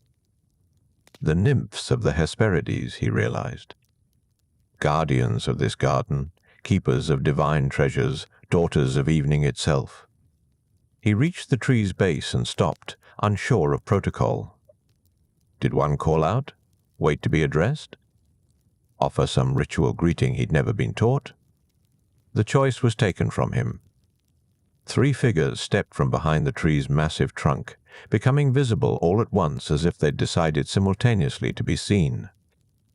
They were beautiful in the way sunset is beautiful, in the way distant mountains are beautiful, lovely but untouchable, existing in a realm separate from mortal concerns. The first nymph had hair the color of the golden apples, flowing loose around her shoulders. The second's hair was darker, bronze like autumn leaves. The third wore hers braided with silver thread that matched the tree's leaves. All three regarded Perseus with expressions that held neither welcome nor rejection, just patient curiosity. "Perseus," the golden-haired nymph said. Her voice was like wind through the silver leaves, musical and strange. "Son of Zeus and Danae, we've been expecting you." "The Grey Sisters told you," Perseus said, then felt foolish. Of course they hadn't told them. Knowledge moved differently in these places beyond the world's ordinary bounds. "The Grey Sisters told us nothing," the bronze-haired nymph said, a small smile playing at her lips. "But the wind speaks, and the stars remember, and we've known since your birth that you would come here eventually." The third nymph, the one with silver-threaded hair, gestured toward a smooth stone beneath the tree. "Sit," she said. "You've flown far, and the sandals, though divine, cannot erase all weariness." Perseus sat gratefully. The stone was warm despite the twilight, heated by some internal source. Up close, the golden apples overhead seemed to pulse gently, their light waxing and waning like slow breathing. "You seek Medusa," the golden-haired nymph said. "Not a question. I do," Perseus confirmed. "I rashly promised her head to a king who wishes me dead. Now I must make good on foolish words, or lose everything." "Polydectes," the bronze-haired nymph said, and the name sounded ugly in this beautiful place. A small man with small cruelties. "The gods see such men clearly. But Medusa," the silver-haired nymph continued, "is not small. Nor is her tragedy. The Grey Sisters told you, yes?" "What she was before?" Perseus nodded slowly. "They said she was made a monster, punished for something she didn't do." The three nymphs exchanged glances. Some silent communication passed between them, old as the tree they guarded, quick as starlight. "She was a priestess," the golden-haired nymph said quietly. "Beautiful and devoted, serving in Athena's temple. Poseidon saw her and wanted her. Gods, as you know, rarely ask permission. He took her there," the bronze-haired nymph continued, her voice harder now, "in the temple itself, on sacred ground. And when Athena discovered the defilement, she punished not the god who could not be touched, but the woman who had no choice. Transformed her, the silver-haired nymph finished. Made her hideous, made her deadly, exiled her to the grey lands where nothing grows. Medusa did nothing wrong, Perseus. Remember that when you take her head. Remember that necessity is not the same as justice." Perseus felt something cold settle in his chest. "I have no choice," he said. "If I don't return with her head, Polydectes will force my mother into marriage. Dictys will die trying to protect her. Everything I love will be destroyed." "We know," the golden-haired nymph said gently. "That's why we'll help you, not because Medusa deserves death, but because you deserve survival. Sometimes the world offers only impossible choices, and we must pick the least terrible option and carry the weight of it forever." She reached behind her, and when her hand returned, it held a leather pouch stitched with silver thread. "The kibisis," she said. "Place Medusa's head within, and it will hold the power safely. Nothing inside can harm or be harmed." The bronze-haired nymph produced a cap of strange dark material, neither leather nor cloth, but something between. "The cap of Hades," she said. "Wear it, and you become invisible even to gods. The Gorgon's sisters cannot pursue what they cannot see." The silver-haired nymph held out a shield, but not one made for battle. It was polished bronze, mirror-bright, its surface reflecting the twilight and the golden apples, and Perseus's own uncertain face. "Athena's shield," she said, never look at Medusa directly. Use only the reflection, or her gaze will freeze you to stone where you stand. Hermes has already given you his sickle, sharp enough to cut through immortal flesh. With these gifts and those wings, you have what you need." Perseus accepted each item, feeling their weight not just in his hands, but in his heart. Divine gifts, freely given, carrying expectations heavier than bronze. "Thank you," he said, and meant it. The three nymphs smiled together. "Go north from here," the golden-haired one said. "Toward the lands where grey returns, where nothing lives because nothing can. You'll know the place by the statues of those who looked and died." Perseus stood, strapping the shield to his arm, tucking the cabeces into his belt, holding the cap of Hades carefully. The winged sandals stirred against his feet, sensing imminent flight. "Will she know?" he asked quietly. "Will Medusa understand why I've come?" "She knows already," the silver-haired nymph said. "She's known for years that eventually someone would succeed. Perhaps part of her will welcome it. Release, after all, comes in many forms." Perseus nodded, turned, and walked back down the pale stone path. At the hill's base, he secured the divine gifts more firmly, adjusted the shield's weight, and let the sandals lift him back into the air. Behind him, the golden tree whispered its silver-leaf song, and the three nymphs faded back into the twilight they'd been born from. Ahead, somewhere beyond the strange light's edge, lay the grey lands again, and the desolate island, and the garden of stone where Medusa waited, victim and monster both, deserving mercy but receiving only necessity's cold blade. The flight northward felt longer than any distance Perseus had yet travelled, though whether that was measured in miles or in the weight settling over his heart, he could not say. The twilight of the world's edge gave way gradually to something dimmer, colder. The air lost its taste of honey and salt, becoming thin and sharp like winter wind over bare stone. Below him, the landscape drained of colour. Green became grey, then darker grey, then black rock split by nothing but its own ancient cracks. The stars overhead remained visible even as a pale sun appeared on the horizon, but they gave no warmth. Their light was distant, indifferent, the kind of illumination that reveals without comforting. Perseus pulled his cloak tighter, though the cold he felt came from somewhere deeper than skin. The sea appeared again beneath him, but not the vibrant blue he knew from Seriphos. This water was flat, colorless, moving in slow swells that suggested exhaustion rather than life. No fish jumped. No birds circled. Even the waves made barely any sound, as if the ocean itself had grown too tired to speak. Then he saw the island. It rose from the dead water like a broken tooth, all jagged cliffs and grey stone. No vegetation softened its edges. No beaches offered gentle landing. Just rock, carved by wind and salt into shapes that suggested suffering. Perseus descended carefully, the winged sandals responding to his slightest thought, and as he drew closer, he began to see them. The statues. They stood scattered across the island's surface like pieces in some abandoned game. A man frozen mid-run, his face locked in terror, one hand raised as if to ward off what he'd seen.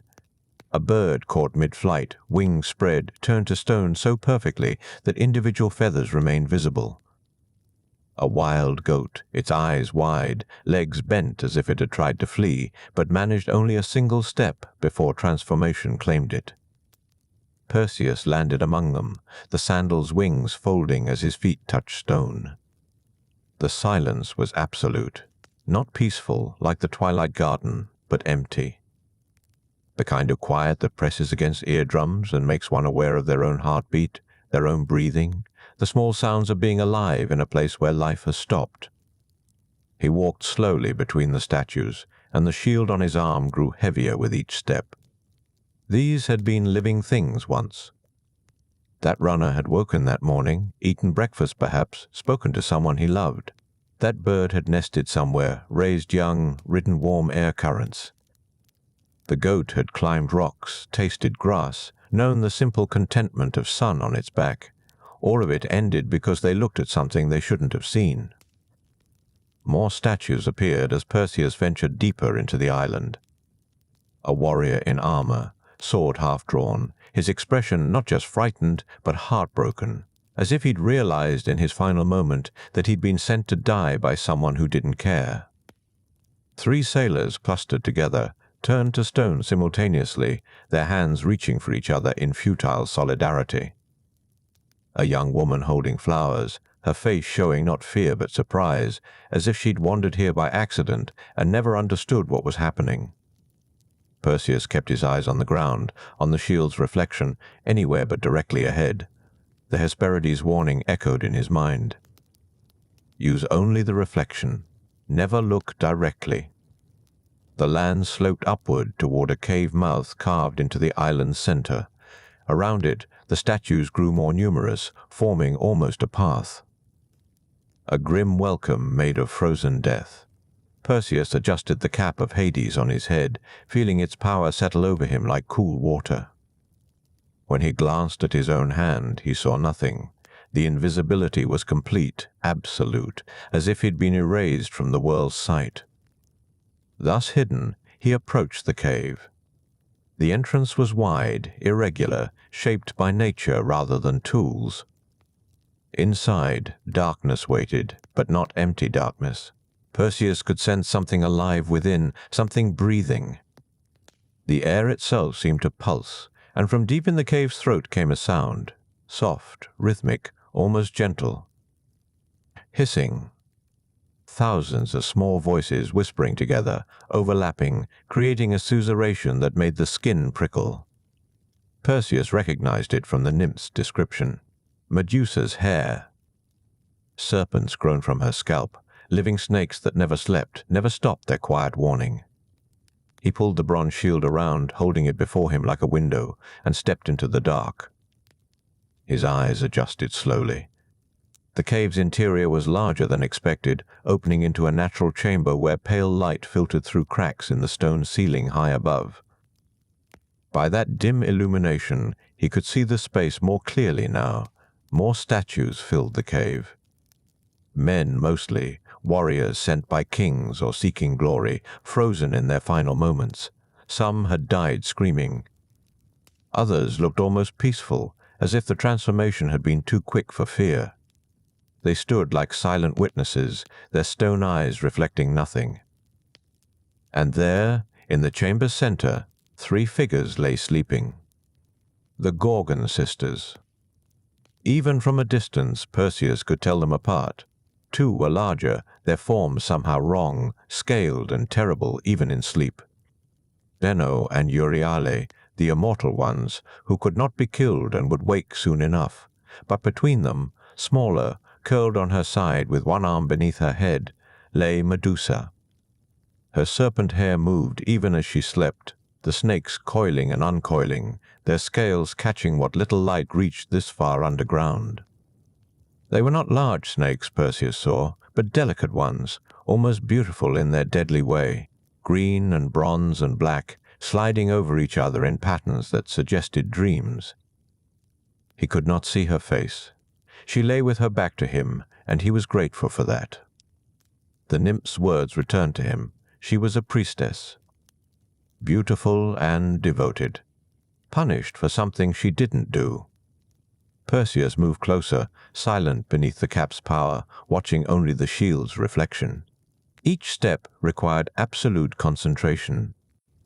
His hand found Hermes' sickle at his belt, its edge sharp enough to separate a goddess's head from her body with a single stroke. 10 steps away. 9, 8. The serpent's hissing grew louder, more agitated. Did they sense something? Could they feel the disturbance of air, the presence of intention even when invisible? 5 steps. 4. Perseus raised the sickle, positioned the shield's angle so he could see Medusa's neck, the place where he would have to cut. His hand was steady. His breathing was controlled. Everything the gods had given him had led to this moment. 3 steps. In the shield's reflection, he saw Medusa shift slightly in her sleep. One of the serpents lifted its head, tongue flickering. Another followed, then another. Within seconds, all the snakes were moving, rising, turning toward where Perseus stood unseen. They knew. Perseus had no more time for hesitation, no more breath for doubt. He stepped forward and brought the sickle down in one clean arc, just as Medusa began to wake, just as her immortal sisters stirred beside her.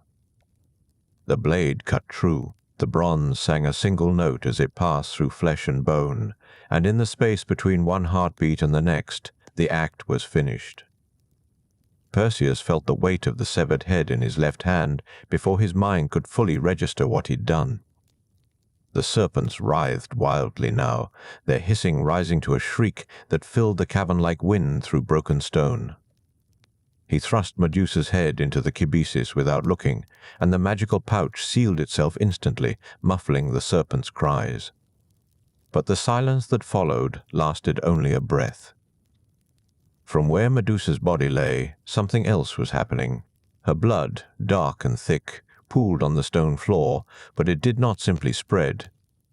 It moved with purpose, gathering, rising.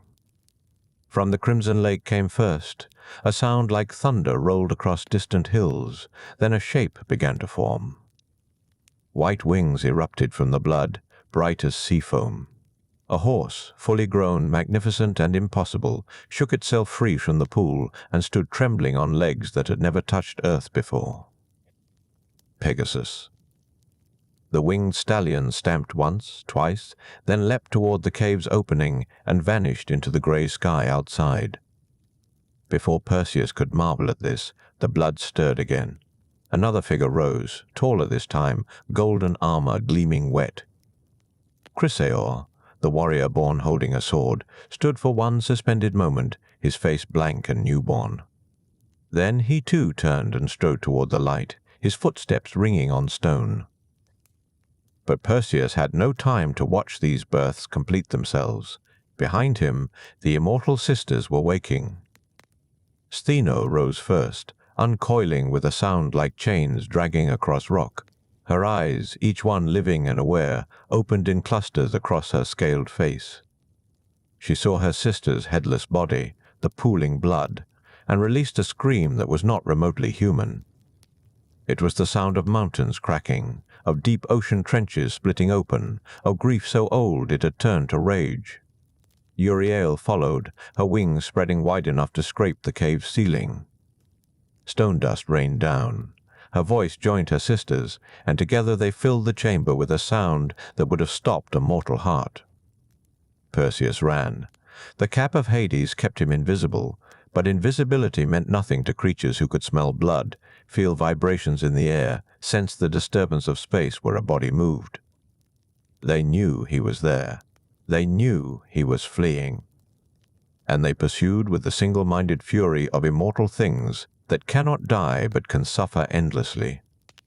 He burst from the cave into the pale daylight, his winged sandals already carrying him upward before his feet fully left the ground.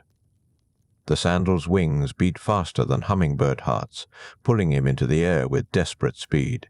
Below, the two Gorgons exploded from the cave mouth, their own wings spread wide, their claws extended. They could not see him, but they followed his path through the air by other means. Stheno shrieked challenges that echoed across the barren island. Uriel's wings created winds strong enough to scatter the stone statues below, toppling ancient victims like forgotten pieces on an abandoned game board. Perseus flew higher, faster, pushing the sandals beyond what he'd dared before. The world became a blur of gray and white. The island fell away beneath him. The flat, colorless sea spread out in all directions, offering no shelter, no place to hide. The Gorgons pursued, their rage giving them speed that should not have been possible for creatures of their size. But gradually, achingly slowly, the distance began to increase. The sandals were divine gifts, made by gods for purposes exactly like this. The Gorgons, though powerful, were still bound by certain natural laws. Their wings, vast as they were, could only carry them so fast. Their immortality gave them endurance, but not infinite speed. Perseus looked back once, using the bronze shield as a mirror to see behind him safely. The two sisters were falling back, shrinking against the grey horizon. Their screams still carried across the empty sky, but they were growing fainter. They would chase him to the edge of the world if they could, but the edge of the world was further than even their grief could reach. He flew for hours, or perhaps days. Time seemed uncertain this far from mortal lands. The sun never quite set, never quite rose, remaining fixed at that strange twilight angle that made everything look unreal. The stars stayed visible overhead, cold and distant as ever. The kibises hung heavy at his side. Inside, he knew, Medusa's head remained alive in the way, cursed things remain alive. The snakes would still be moving. The eyes, if opened, would still turn living flesh to stone. The magic that had transformed her would not end simply because her body no longer connected to her head. He'd been warned of this. The power was eternal, trapped in that face he'd never fully seen. Slowly, the landscape below began to change. Color returned first in small ways, a hint of green in the water, a suggestion of blue in the sky. Then more dramatically, as if the world was remembering how to be alive again. Islands appeared beneath him, small at first, then larger. He saw trees, actual living trees, swaying in actual wind. Birds, real birds with feathers and song, not frozen statues. Perseus adjusted his course, feeling exhaustion beginning to creep into his bones despite the sandal's power. The encounter in the cave had lasted only moments, but those moments had contained a lifetime's worth of fear and action. His hand still remembered the sickle's weight, the resistance of flesh and bone, the terrible ease of the cutting. Medusa had been asleep. She'd been turning, waking, but not yet awake, not yet aware of what was about to happen. There'd been no battle, no dramatic confrontation, just necessity, executed with the clean simplicity the gods had taught him. He wondered if that made it better or worse. Below, the sea grew warmer in color, shifting from gray to green to deep Mediterranean blue. He recognized these waters now, or at least their character. He was heading south and east, away from the world's edge, back toward the lands where mortals lived and died in ordinary ways. Back toward Seriphos, where his mother waited, where Dictys kept watch, where Polydectes sat on his throne believing Perseus dead or lost. The king would receive his gift. The wedding present he demanded as jest, as trap, as excuse to remove an inconvenient obstacle. Perseus would deliver it personally. But that confrontation still lay ahead, past more seas and more adventures than he yet knew. For now, he simply flew, holding the kibisis carefully, feeling the weight of divine gifts and completed tasks pressing against his body. Behind him, so far away they might have been memories, the Gorgon sisters finally ceased their pursuit. They returned to their island, to their sister's body, to their eternal grief and their empty cave full of stone witnesses. They would remain there until the end of time, two immortal creatures trapped by love and loss in a place where nothing lived and nothing ever would again. And ahead, unknown to Perseus, new shores were rising from the sea. The coastline appeared first as a thin line between water and sky, darker than cloud, steadier than wave foam. Perseus descended gradually, allowing the winged sandals to slow their impossible speed, feeling mortal weight return to his limbs as he drew closer to lands where gravity held proper sway. The sun hung lower here, actually moving across its arc rather than frozen in eternal twilight. Shadows stretched long across the water, and the air smelled of salt and living things, seaweed and fish, and the particular warmth that comes from sun-baked stone. He saw the cliffs first, rising sharp from the sea like ancient teeth. They were not the grey, lifeless stone of the Gorgon's island, but warm ochre and pale gold, streaked with bird droppings and crowned with scrubby vegetation that somehow clung to vertical surfaces. The water at their base churned white with constant waves, and colonies of gulls wheeled and cried in patterns that spoke of nests and territory and the ordinary concerns of creatures who would never face a god's attention. Then he saw the chains. They hung from an outcropping of rock that jutted into the sea like an accusing finger, iron links thick as a man's wrist, bolted into the living stone with bronze fittings that gleamed dully in the slanted light. And, at the end of those chains, her arms raised above her head, her bare feet barely touching a ledge worn smooth by centuries of tide, stood a young woman. Perseus circled lower, keeping the cap of invisibility in place, studying the scene with the caution the Grai's cave and Medusa's lair had taught him.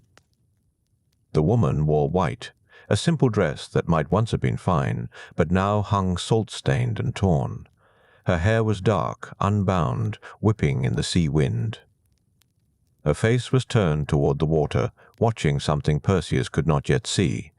The ledge where she stood was small, perhaps 2 feet wide and 5 feet long. At high tide, the waves must cover it completely. Even now, spray reached her ankles with every surge. She did not struggle against the chains. She stood with the terrible stillness of someone who has moved beyond fear into simple waiting. Perseus descended further, the winged sandals bringing him silently to a rocky outcropping 50 feet from where she stood. He removed the cap of invisibility, becoming visible once more to mortal eyes, and called out carefully, his voice pitched to carry over wind and wave without startling. "Why are you chained here?" She turned her head slowly, as if movement required conscious thought. When she saw him standing on empty air, sandals gleaming with their own light, bronze shield strapped to his arm, and the strange kibisis hanging at his side, her expression shifted from empty waiting to confusion touched with desperate hope. "Are you real?" Her voice was hoarse, roughened by salt air and, Perseus suspected, days of crying. "Or another vision sent to torment me? I'm real." He moved closer, walking on air as if it were stone path. "I'm Perseus of Seriphos. I ask again, why are you bound?" She laughed, a sound without humor that the wind caught and scattered. "I am Andromeda, daughter of Cepheus, who rules these shores. I am chained here as sacrifice to Poseidon's rage, as payment for my mother's pride. In minutes or hours, a creature will rise from the deep and devour me, and perhaps then the god will forgive our city for the foolish words my mother spoke." Perseus landed on the ledge beside her, the sandals adjusting to support his weight on the narrow space. Up close he saw she was perhaps his own age. Though suffering had carved years into her features, that time had not yet earned. Her wrists were raw beneath the iron cuffs, and her eyes held the peculiar emptiness that comes from accepted death. What words were these?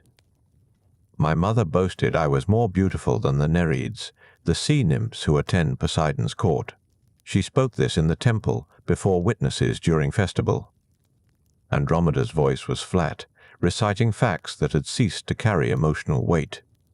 The Nereids heard. They complained to the sea god. Poseidon sent floods to ravage our coast, and a monster to devour our people. The oracle said, "Only my death would appease him. My father wept, but he is king. He chose his people over his daughter." As if summoned by her words, the water far below began to change. The normal chaos of wave and current smoothed into something purposeful, something rising. The gulls that had been circling suddenly scattered inland with cries of panic, and even the wind seemed to draw breath and hold it. Perseus felt the weight of the kibisis against his hip, Medusa's head contained within it, still powerful, still terrible. He thought of Polydectes sitting on his throne, believing himself clever. He thought of Dictys pulling a wooden chest from the sea, opening it to find life instead of death. He thought of his mother locked in bronze, of prophecy fulfilled through cruelty disguised as caution. "If I save you," he said quietly, "what would you give me?" Andromeda looked at him fully for the first time, truly seeing him. "I have nothing. I am already dead." "You're not dead yet." Perseus unslung the bronze shield, checking its straps. "Your father is king. If I turn back this monster, would he grant me your hand in marriage?" She stared at him as if he'd spoken in a language she'd forgotten she knew. Then, slowly, something rekindled behind her eyes. Not hope exactly, not yet, but the distant memory of what hope felt like. "If you save me, my father would grant you anything. But the creature cannot be turned back. It has taken ships. It has swallowed warriors whole. You have divine gifts, I see this, but you are still mortal. It will kill you too. Perhaps." Perseus moved to the edge of the outcropping, looking down at the darkening water. "But I have already faced death once today. Twice in one afternoon seems almost greedy of fate." The water bulged upward in a dome of impossible size. Then it broke, and the monster rose. It was not serpent or shark or any natural thing enlarged. It was myth-made flesh, nightmare given form by a god's anger.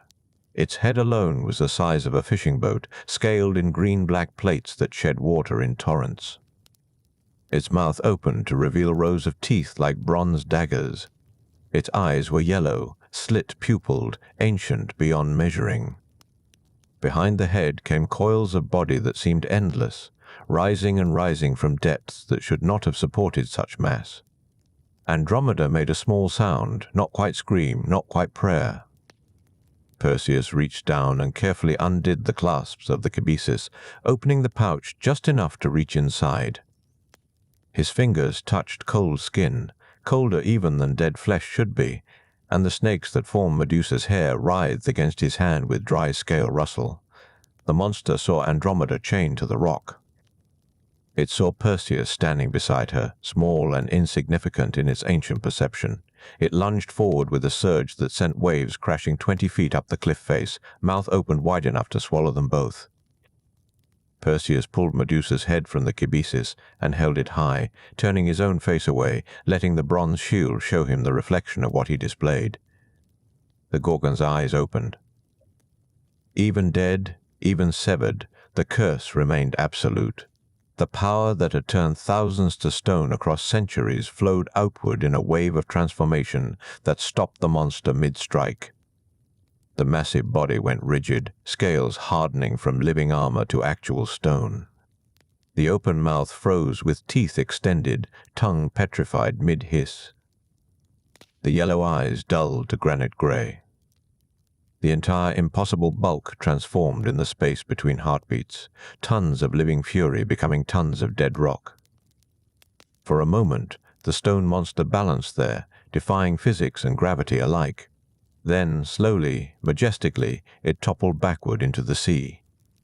The impact sent up a column of water that climbed halfway to the clouds before falling back as rain that tasted of salt and miracle. The waves that followed crashed against the cliff with fury, but they were only waves now, natural and finite and survivable. Perseus sealed Medusa's head back in the cabesis before looking at Andromeda.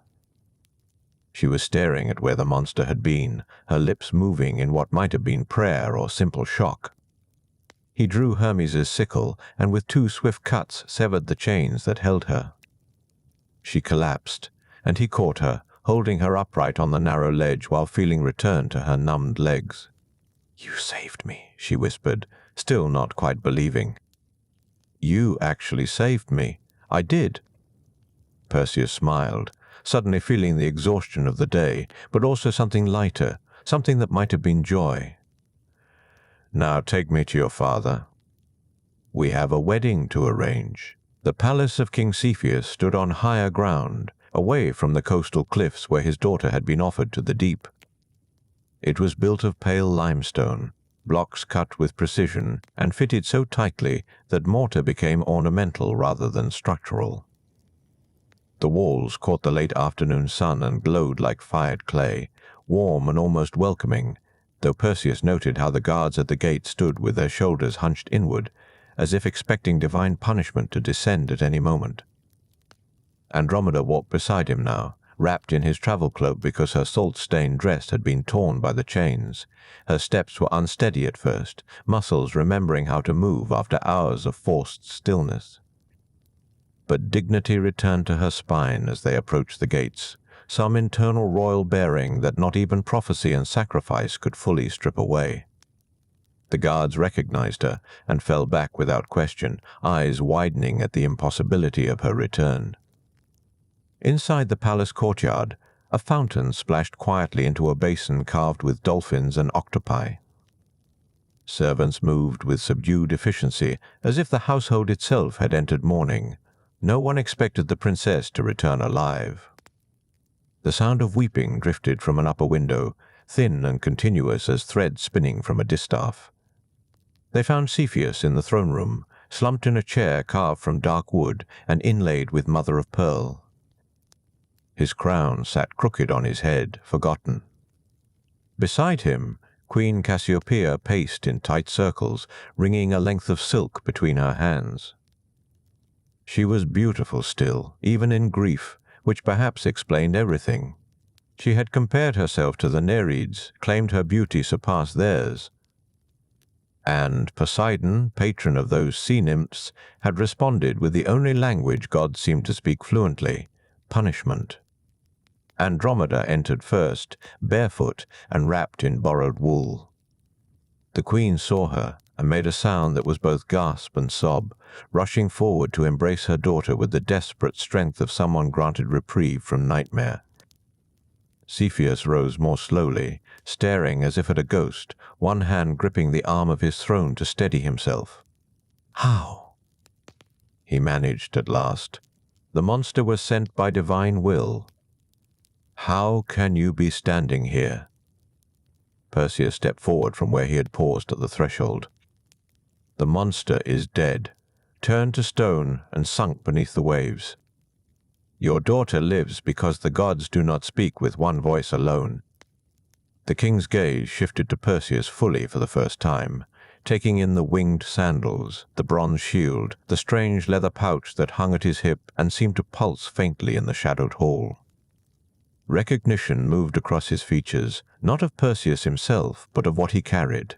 Divine favor, visible and undeniable. "You slew it?" Cepheus asked carefully. "Or you banished it? I ended it." Perseus met his eyes without challenge, but without deference either. "Stone cannot swim. Stone cannot hunger. The creature will trouble your shores no more." Cassiopeia still held Andromeda, one hand stroking her daughter's dark hair as if confirming solidity. But her eyes moved to Perseus now, calculating even in her relief. "What payment do you ask? We have gold, though not much. Grain enough for several ships. Whatever we can offer, I asked your daughter what she would give for her life," Perseus interrupted gently. "She said she had nothing. I told her I would settle accounts with her father instead. I want no gold." The throne room grew very quiet. Outside, the fountain continued its patient music, but inside everyone understood negotiations had entered dangerous territory. Kings did not enjoy being maneuvered, even by saviors. "Then what do you want?" Cepheus asked. His voice remained level, but his hand had not left the throne's arm. "I want your daughter's hand in marriage." Perseus said it simply, neither demanding nor pleading. "If she agrees." "I have no kingdom to offer yet, though I expect to found one some day. I am son of Zeus and born of prophecy, cast into the sea as an infant and raised by a fisherman's kindness. I have faced the Gorgon and returned alive. I believe I can make Andromeda happy, or at least keep her safe, which may be the more valuable promise." Andromeda pulled back from her mother's embrace to look at Perseus fully. Her expression was difficult to read, layered with exhaustion, relief, and something more complicated. She had been prepared to die. Now she was being offered a future, but futures were not always distinguishable from new forms of captivity. "You barely know me," she said. "I barely know you. We met on a cliff while I waited to be devoured." "True," Perseus acknowledged. But I have been thinking, during the flight here, that most marriages are arranged between strangers anyway. At least we share the memory of a monster defeated. Some couples have less. The smallest smile touched her mouth, barely visible but real. That is a low standard for matrimony. Perhaps. But I find myself unwilling to set you free only to leave you here, waiting for the next divine punishment your mother's vanity attracts. He glanced at Cassiopeia, whose expression had frozen into brittle defensiveness. No disrespect intended, Your Majesty, but Poseidon's anger may not be finished. Cepheus stood fully now, straightening his crown with one hand. When he spoke, his voice carried the weight of kingship reasserted, decision made. If Andromeda consents, you have my blessing and my gratitude. I will provide dowry sufficient for a hero of divine blood, and my friendship besides, which may prove more valuable than gold when you establish your kingdom. All eyes turned to Andromeda. She stood in the center of the throne room, wrapped in a stranger's cloak, her hair tangled with salt and her feet bare against the polished floor. She looked at her father, then her mother, then finally at Perseus. Her gaze lingered on the kibisis at his hip, on the winged sandals, on the bronze shield. She was reading him through his gifts, understanding what kind of man carried such things. Yes, she said at last, I consent. The wedding was held 3 days later, time enough for proper preparation, but not so long that anyone could reconsider. Perseus spent the intervening days being measured for new clothes, bathed in oils that smelled of cedar and myrrh, and instructed in court etiquette by servants who seemed both fascinated and nervous about teaching a hero basic table manners. On the evening before the ceremony, he stood alone on the palace balcony overlooking the sea. The sun was setting, painting the water in shades of copper and rose. Somewhere out there, the stone monster lay on the ocean floor, a new reef for fish to colonize and sailors to avoid. He thought of Medusa, still sealed in the kibisis, her curse preserved even in death. He thought of his mother, probably praying in Dictys's home, waiting for his return. He thought of Polydectes, who would be surprised very soon. Andromeda joined him as the first stars appeared. She wore a simple dress, undyed linen that caught the breeze. Are you afraid? She asked. Of marriage? A little. Perseus smiled. I have faced monsters, but I have never tried to build a life with another person. Neither have I. She stood beside him, looking out at the water. But I suppose we learned together. The wedding itself was simple, conducted in the palace's central courtyard with Cepheus officiating and Cassiopeia weeping elegantly into embroidered cloth. Perseus wore white wool and bronze clasps. Andromeda wore saffron-dyed silk with a veil that covered her hair but left her face visible. They exchanged vows before witnesses, poured wine on the ground for the gods, and shared bread broken between them. That night, lying beside his wife in a room lit by oil lamps, Perseus felt the weight of adulthood settle across his shoulders like a cloak. He was married now. He had responsibilities beyond his own survival. Somewhere, fate was still unfolding, prophecies still turning toward their appointed ends. But for this moment, he allowed himself to rest. The next morning, they prepared to leave. Andromeda packed carefully, taking little because their destination was still uncertain. Perseus had promised her they would return to Seriphos first, to collect his mother and settle accounts with Polydectes. After that, the future remained unwritten. As they stood in the courtyard, preparing for departure, Cepheus approached carrying a wooden chest bound with bronze. Your dowry, he said, gold and gems enough to start your kingdom. Use it wisely. Perseus accepted the chest, then handed it immediately to a servant to carry. He turned to Andromeda, offering his hand. The winged sandals could carry two if they flew carefully, hugging close together. She took his hand without hesitation, trusting him in a way that felt heavier than any monster he had slain. They rose into the morning air, leaving the palace behind. Below them, the coastline stretched away in curves of golden sand and grey rock. The sea sparkled, hiding depths and drowned stone creatures. And ahead, somewhere beyond the horizon, a small island waited where a tyrant sat on a throne, confident in his power, unaware that justice traveled toward him on winged feet, carrying a gift that would end his reign in silence and stone. The crossing to Seriphos took longer than Perseus expected. The winged sandals, though divine, were not built for two riders over such distance. They flew low over the water, close enough that spray sometimes misted their faces when the wind kicked up. Andromeda held tight to his waist, her breath warm against his shoulder blade through the thin fabric of his tunic. She did not complain, though he felt her arms tremble after the first hour. They stopped twice on small islands to rest, once on a rocky outcrop where seabirds nested, and again on a sandy beach where hermit crabs scuttled away from their shadows. During the second rest, Andromeda removed her sandals and walked barefoot along the tide line, letting the water wash over her ankles. Perseus watched her from where he sat, the cabyces resting heavy beside him on the sand. "Does it hurt?" she asked without turning around. "Carrying that thing?" He looked down at the leather pouch. In sunlight it appeared ordinary, worn and travel-stained. But in shadow, or when the light struck it from certain angles, it seemed to pulse faintly, as though something inside still breathed. "No," he said.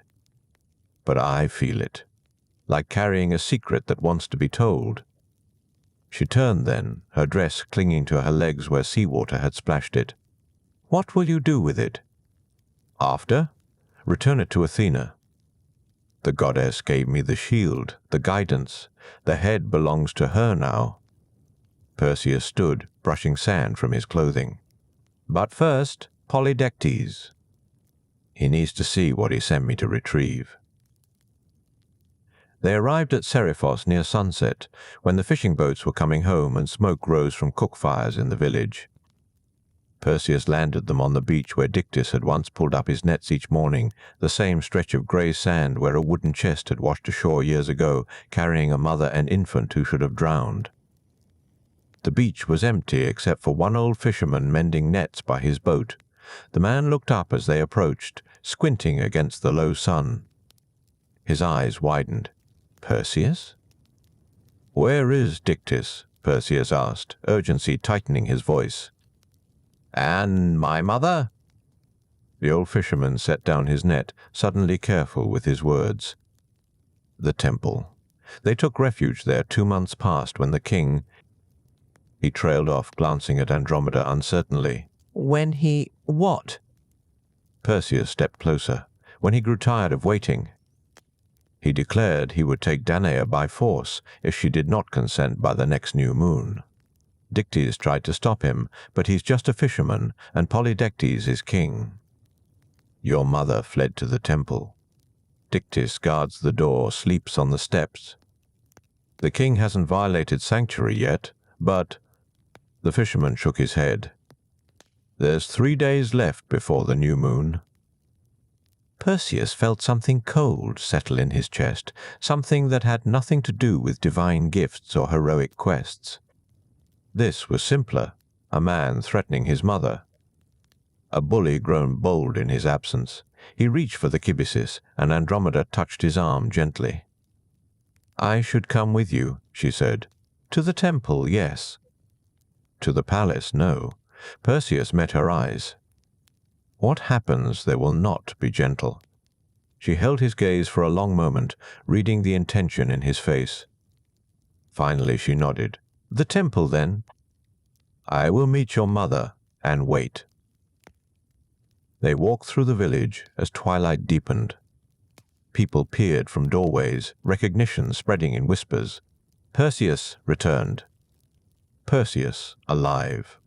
Perseus, carrying something that made the shadows around him seem darker than they should.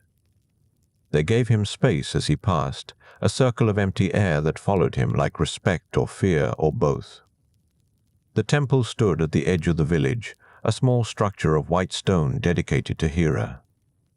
Not grand, but solid, with a red-tiled roof and a courtyard surrounded by columns. On the temple steps, exactly as the fisherman had said, sat Dictys. The old man's hair had gone grayer in Perseus's absence, his shoulders more stooped, but he held a fishing spear across his knees, and his eyes were watchful. He looked up as Perseus approached. For a moment he simply stared, as though seeing a ghost. Then his face crumpled with relief so profound it looked like pain. He stood, setting the spear aside, and pulled Perseus into an embrace that smelled of salt and old wool and home. "I thought you were dead," Dictys whispered. "I prayed you were, so you wouldn't see what your mother suffers here." "I came back." Perseus pulled away, keeping his hands on the old fisherman's shoulders. "Is she inside?" "Yes." "She prays, mostly. Sometimes she weeps." Dictys glanced at Andromeda, questions forming. Perseus made brief introductions, watching his adopted father's eyebrows rise at the word wife. But Dictys had always been a man who accepted strange tides, and he simply nodded welcome. Inside the temple, among columns painted with pomegranates and peacock feathers, Danae knelt before the altar. She wore simple brown wool, her hair covered by a shawl. She looked smaller than Perseus remembered, diminished by months of fear. When she heard footsteps, she tensed, not turning, perhaps expecting temple priests or worse. "Mother," Perseus said softly. She turned so quickly she nearly fell. Then she was standing, running, catching him in her arms with a sob that echoed off the painted walls. Perseus held her, feeling the thinness of her shoulders, the trembling that ran through her whole body. She pulled back to look at his face, touching his cheeks as though confirming he was real. "You came back," she whispered. "The gods brought you back." "I came back," he agreed. "And I brought what Polydectes asked for."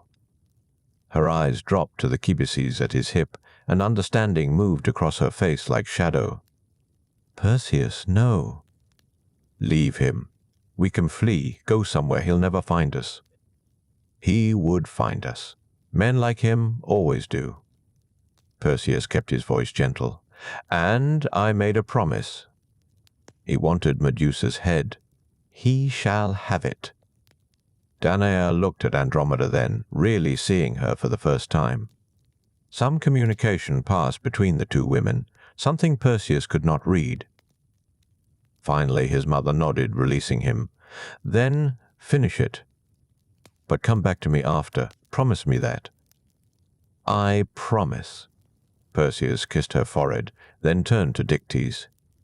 "Keep them here, both of them. No matter what you hear from the palace." The walk to Polydectes' palace felt longer than the flight from Ethiopia. Perseus moved through streets that had once been familiar, past houses where he'd played as a child, past the market square where he'd learned to barter for fish. Everything looked the same, but he was different now. He had killed a Gorgon. He had saved a princess. He carried death in a leather bag, and he was walking toward a man who deserved it. The palace gates stood open, torches burning on either side. Guards watched him approach, but made no move to stop him. Perhaps they recognized him. Perhaps they simply knew better than to stand between a hero and his purpose. Inside, the great hall blazed with lamplight and noise. Polydectes sat on his throne, surrounded by his lords and favorites, all of them drinking wine and laughing at some joke Perseus had not heard. The king wore purple robes and a gold crown, his beard oiled and curled in the fashion of men who had servants for such things. Perseus walked into that warm golden space like winter entering a house. The laughter died in ripples, heads turning, conversation stopping mid-word. Polydectes looked up, his expression moving from confusion to recognition, to something that might have been fear before pride covered it. "The fisherman's boy returns," the king said, his voice carrying across the sudden silence. "I thought the Gorgons had eaten you." "You hoped they had." Perseus stopped in the center of the hall, one hand resting on the kibisis. "You sent me to die so you could take my mother by force. That was always the plan." Polydectes smiled, but it did not reach his eyes. "Your mother flatters herself." "And you flatter yourself, thinking you matter enough to plot against. You made a boast, boy. I simply accepted it. Then accept this." Perseus reached into the kibisis, his fingers closing around something cold and heavy, hair that moved like living serpents against his palm. "You wanted Medusa's head. Look upon it." He drew it out in one smooth motion, holding it high by the serpent locks, turning it to face the throne. For one frozen moment, Polydectes stared directly at the Gorgon's face. His expression locked, mouth open mid-breath, eyes wide with the realization that Perseus had actually done the impossible thing. Then he was stone. Grey granite spreading like frost from his face down through his body, through purple robes and gold crown, through the throne beneath him. Around the hall, lords who had been too slow to look away went rigid, their wine cups still raised, their laughter preserved forever in marble silence. Perseus stood in a hall of statues, breathing hard, the head still held before him. After a moment he lowered it, returning it carefully to the kibisis. His hands were shaking. He walked out of that stone silence, past frozen guards and petrified nobles, out into the night air that tasted of salt and freedom. Behind him, the palace stood quiet now, a tomb decorated with men who had forgotten that heroes sometimes came home. The temple courtyard felt smaller, with 3 people waiting in it. Danae stood when Perseus entered, her eyes searching his face for answers he didn't need to speak. Andromeda remained seated on the stone bench, watching the moths circle the hanging oil lamp. Dictys lowered his fishing spear, leaning it against the wall with a quiet thud. "It's done," Perseus said simply. His mother closed her eyes, one hand rising to her throat. Relief and something heavier moved across her features. She had lived under Polydectes' shadow for years, and shadows do not disappear quickly even when the thing casting them turns to stone. She would need time to believe she was truly free. "What happens now?" Dictys asked. His voice was rough, unused to palace politics or the aftermath of petrified kings. "You rule," Perseus told him. "Seriphos needs a king, and you're the only man on this island who deserves the crown.